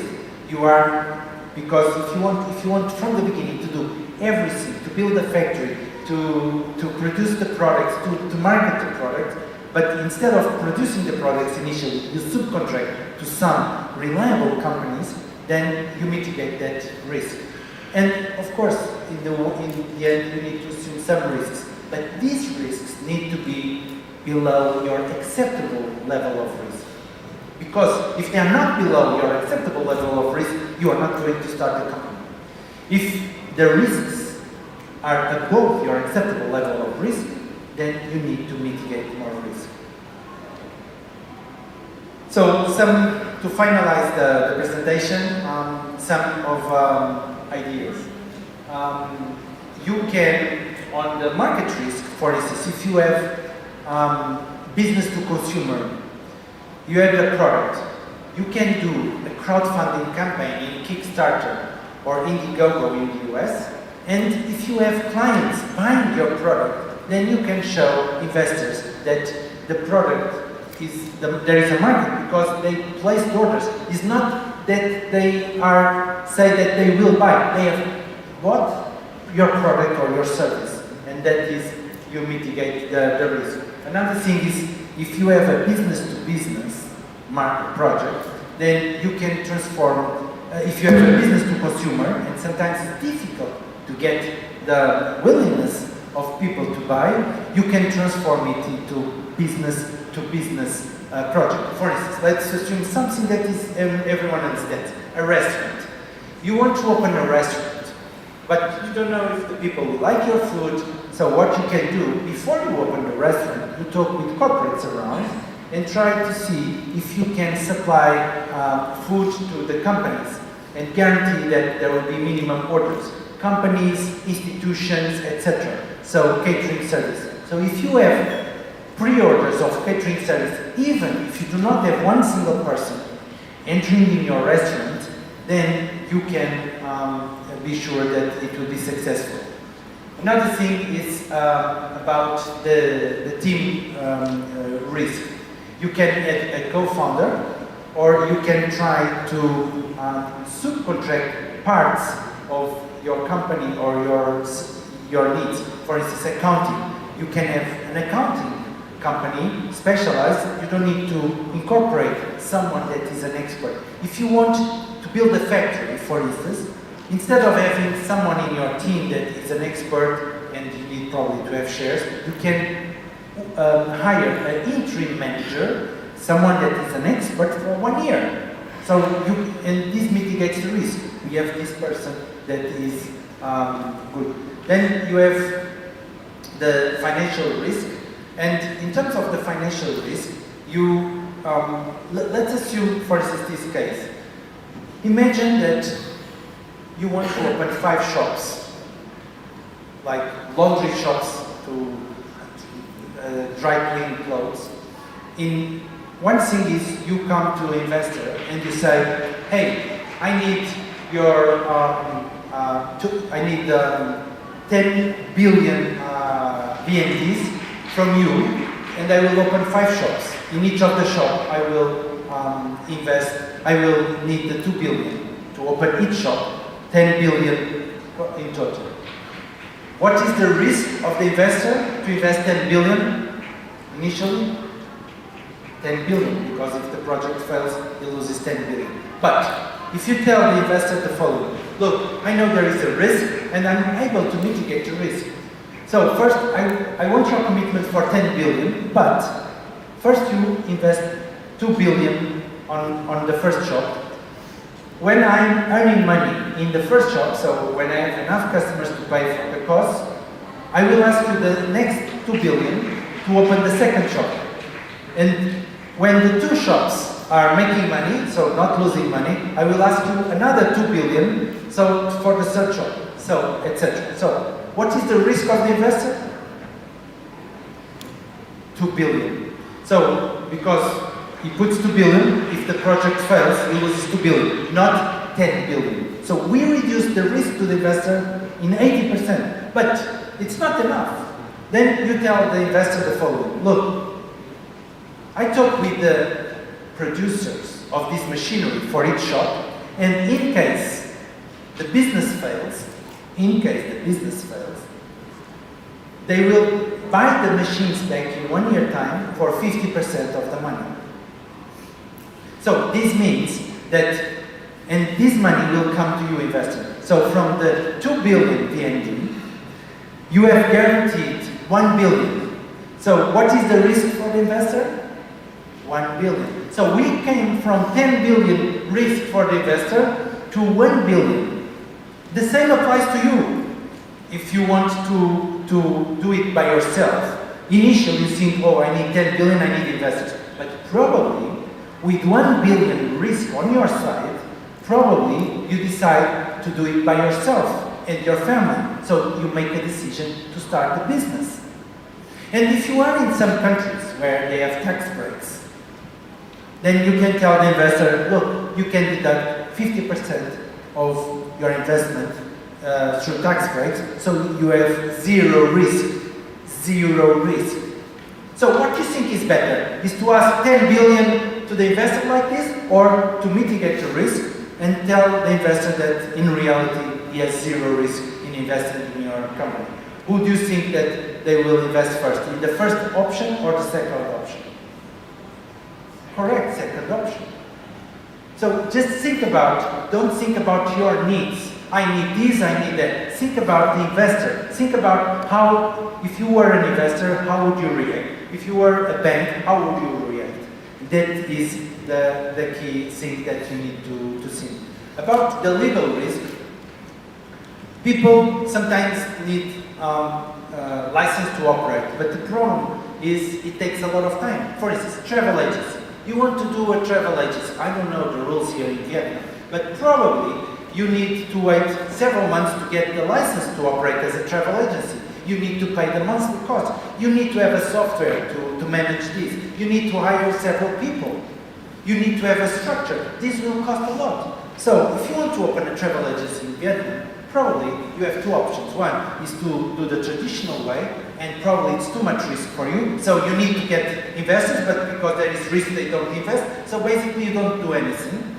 Or what you do is you try to partner with an existing travel agency that they have the license to operate, and what you do is to tell them, look, I will launch this business, you receive the money from the clients, when I deliver the service, then you pay me, and you get 10% or 20%. So you start immediately, next day, operating the business through this licensed company. You do the website and you say, powered by this licensed company. And you try the market. If there is a market, then you set up all the infrastructure of your travel agency. With this, you don't need investors. It's on an acceptable level of risk, and you start tomorrow. And if you need a software for an agency, don't hire a company to deliver the software. Go to websites like capterra.com, where they have millions of software service suppliers that you can have a software for your travel agency in 24 hours up and running for $50 per month. $50 per month. So, and you have this possibility. So in 1 week, you can have your own business of a travel agency for very little money, go to the market without risk. The traditional way is full of risk, and probably you will never do it. So I hope that on this short time that I was able to inspire you with some of the potential risks. But before I finish, I would like to tell that we are here because of basically two people. One is Kimi, the person that translated the book, and I would like to ask for She wrote to me saying, look, I saw your book in Singapore, I'm from London, but I saw your book and I think this book would be absolutely amazing to Vietnam. If you think that this makes sense, I'm happy to discuss what we can do and introduce you. And so she introduced me to Nem. Nem from Book Hunter has been absolutely amazing in producing this book. This shows that anyone with an idea and with willingness to execute, when Kimi sent me an email, she didn't lose anything. She just sent an email. Probability that I answer would be 1%, but I found this so entrepreneurial that I answered to her, and then she introduced me to Nem, and I had a meeting with them, and I found that everything was really interesting, very entrepreneurial, and I decided to say, okay, let's move on. So thank you for coming, and I hope that you now know what you need to do if you are thinking to start a business or to fundraise, and that is to mitigate risk. Correct. Thank you very much. Thank you, Paulo. Có lẽ là chúng ta đã có được rất nhiều những cái chia sẻ từ cái kinh nghiệm cũng như là kỹ thuật thực tế từ Paulo Andrez với những nhiều năm đầu tư. Và ngay bây giờ thì chúng ta có thể sẽ đến với cái phần một chút thôi là Paulo sẽ ký tặng quý vị ở đây. Rồi chúng tôi chuẩn bị giấy và bút, các bạn có thể viết tên của mình vào tờ giấy và Paulo sẽ viết tên của một người vào từng cái cuốn sách của các bạn. Và rất cảm ơn quý vị và các bạn đã dành thời gian. Book Hunter thực sự là rất là vinh dự khi mà làm một đơn sách rất là đơn trẻ, nhưng mà đã được Paulo. Ở đây có bạn nào có Q&A về liên quan đến quyển sách đó thì mình có thể extend thêm khoảng tầm 5 phút nữa thì các anh chị cứ đặt câu hỏi thì mình sẽ dịch sang để thầy luôn nha.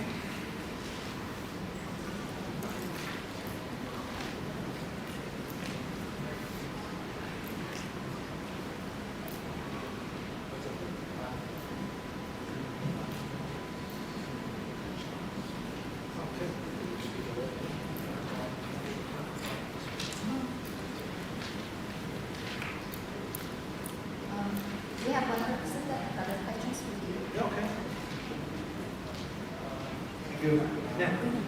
First of all, thank you for Mr. Paulo for coming here and sharing very intensive experiences on the startup and fundraising. And I have one question for you. Like, what is criteria that when investors come into Southeast Asia, especially the Vietnam or other country of Southeast Asia, what are the criteria of risk that the investor think of the startup from that area or region, different from the some startup from Europe, some startup from US, they have different risks, and Vietnam, Southeast Asia, they have what are the risks that you think are most? I think if the entrepreneur, the Vietnamese entrepreneur doesn't speak English or the language of the investor, it's a barrier, so it's more difficult. I would think people always try to think that there will be some miracle investors coming abroad, but you have 5 million Vietnamese people of your diaspora. If you want to scale the business around the world, why don't you contact with some of these Vietnamese diaspora and say, look, I want to launch this business from Vietnam, but because you are in New York, you are in London, you are in Berlin, you can help in the future to expand it to the market. And you are from this industry, whatever, and because they have money, they have access to the market, and they know your language, they know your culture, they are the perfect investors for you, in my opinion, because they are not just putting money, but they are adding value because they are there. And if you have investors from your diaspora in US, in Europe, then it's going to be very easy for you to approach other international investors and say, look, we've got investors from our diaspora and we need just to top up our fundraise now. But the investors abroad, if you call like this, what are the risks? I think that I can tell you many things now, but what counts is the reality. So what I encourage you is every time you pitch to an investor, every time you pitch to an international investor or any investor, ask them what they think is the best things about your project and where they think that you can improve. Don't ask if they like, ask where you can improve. And they will tell you where they feel there is more risk. And you will learn one by one and you will improve one by one. I can tell you a lot of risks, but it depends of course on your project. But ask them, every time you pitch, ask them what they think you can improve. And you will learn and you will improve. And you can ask directly where they see more risks on your project. Yeah, more questions?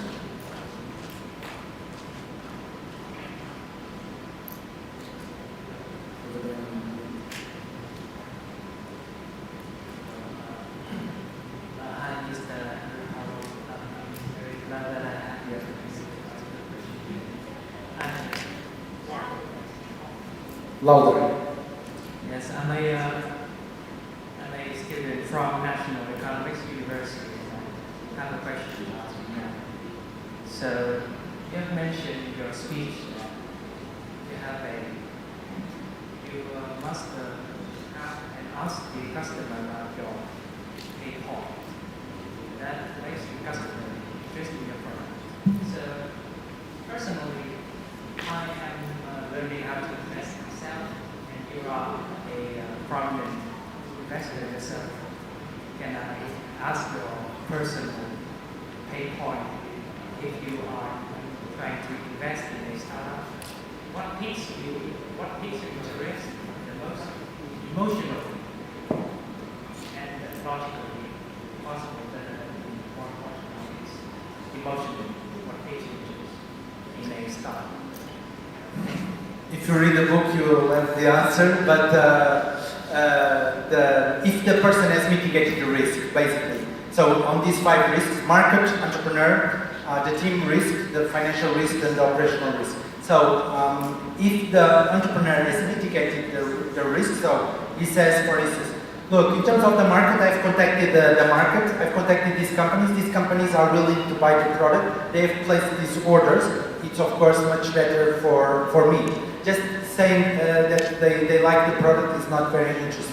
Then in terms of the entrepreneur, he says, look, I'm very good in marketing, and I'm on the production of the product, but I don't understand anything about financials. So I have my co-founder that is from a business school, and he will take care of the financials. Or I'm very good in producing, but I don't know anything in marketing, but I have my co-founder that is good in marketing. Or if it's not a co-founder, then you say, we have in our team this person that is expert in terms of marketing. In terms of the legal aspect, you can say we have identified that we can patent this product, and here is a freedom to operate statement from this specialized firm that says that we can patent this, and they have identified that there is nothing else in the world compared with this that will not prevent us to patent, for instance. Or in terms of the license to operate, you can say we start operating through already a licensed company, so it mitigates the risk. In terms of the operational risk, you can say, look, we have already done this, we have already produced the product, so we know how to produce the product, and we have already received feedback from clients. So it's about mitigating the risks in your business or on the business where you want to invest. Identify the key risks of the business and see if they mitigated the risk. If they mitigated the risk, then your willingness to invest increases. Of course, it needs to have potential. So if it's a very, very small, to do a kiosk to sell some drinks in Hanoi Square, in the main square, probably it's not going to be very interesting for an investor. But if it's going to be a chain of these kiosks selling juices, then probably it can be scalable and you want to invest. Okay? Any other question? I think we need to wrap up. And the last question?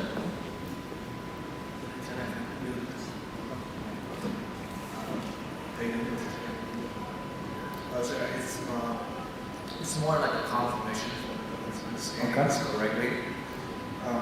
So the philosophy behind that book, zero risk, that you're looking here to mitigate, is that like I will be, let's say I'm the entrepreneur, I will be the one to carry all the risk, and until that I fulfill my responsibility, then I will come to you that, oh, I did all this, I have the results, and I only want to ask you a favor after I did all this, and then you will maybe give me a chance. Is that how it works? You need to mitigate the risks for you. You don't want to start a company just because you have an idea, and then you are going to fail. Correct? Yes. You don't want to do that for you because you will fail. So it's mitigating risk is good for you. It's good for the investors as well. But what you need to do is you need to mitigate the risk. But if there is a risk that you cannot mitigate because you do not have access, imagine that you do not have access to the market. Let's assume that you don't have access to the market, that you don't know. So you can come to the investor and say the following: look, I am able to mitigate the financial risk because I did this with the manufacturers that will produce the product. I was able to mitigate the entrepreneur risk because of this. But in terms of the market risk, I don't have access. I know you, investor, have access to the market, and you can help me to validate if this is good for the market or not. And if it is good, then you can invest. So you can say this to the investor. So it's better than you say that everything is covered, there is interest from the market. So if you are aware of your weaknesses and you tell them to the investor, it's okay. The investor understands that, and the investor may decide to help you on that as well. But you need to carry the risk, to mitigate the risk. If you want the investors to mitigate all your risk, then there is a question if you are able to eventually be the founder and make it successful, because you were not able to mitigate risks. If there are risks that you would be able to mitigate and you didn't mitigate, the investors question, why are you fundraising now? Because you didn't mitigate. That sounds like from the perspective of investors, not very irresponsible for the money that they gave. Of course. Many entrepreneurs, I ask them, okay, if you were an investor, would you invest in your project? And surprisingly, many of them say no. So if you would be an investor and you would not invest in your project, how you want others to invest? Yeah, so at least my solution has to at least match your expectation of that. Because I think in reality that even that the entrepreneur and the investor have the same perception as equal, but then that in reality when we go to market it doesn't match it, we both fail. Look, let's imagine some business idea, just very, very simple, and I tell you how to mitigate the risk. Imagine that you want to sell iPhones online. iPhones, phones. Yeah? So, in terms of the market, people buy iPhones. Yeah. So imagine that if you buy 100 iPhones, you get 25% discount. Let's assume this, okay? And you want to go to the market. So one option, and you want to buy 100 iPhones, okay? So basically, let's say it costs $1,000, so you need $100,000. One option is you go to the investor and say to the investor, hey, give me $100,000, invest $100,000. The risk of the investor is $100,000, correct? Yes.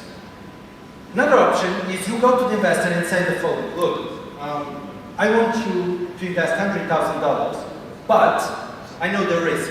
So I contacted here some local shops, chain of shops here in Vietnam, big shops, and they are willing to buy these iPhones if I don't sell them in the next 3 months for, let's say, 20% discount. Let's assume this, 20% discount.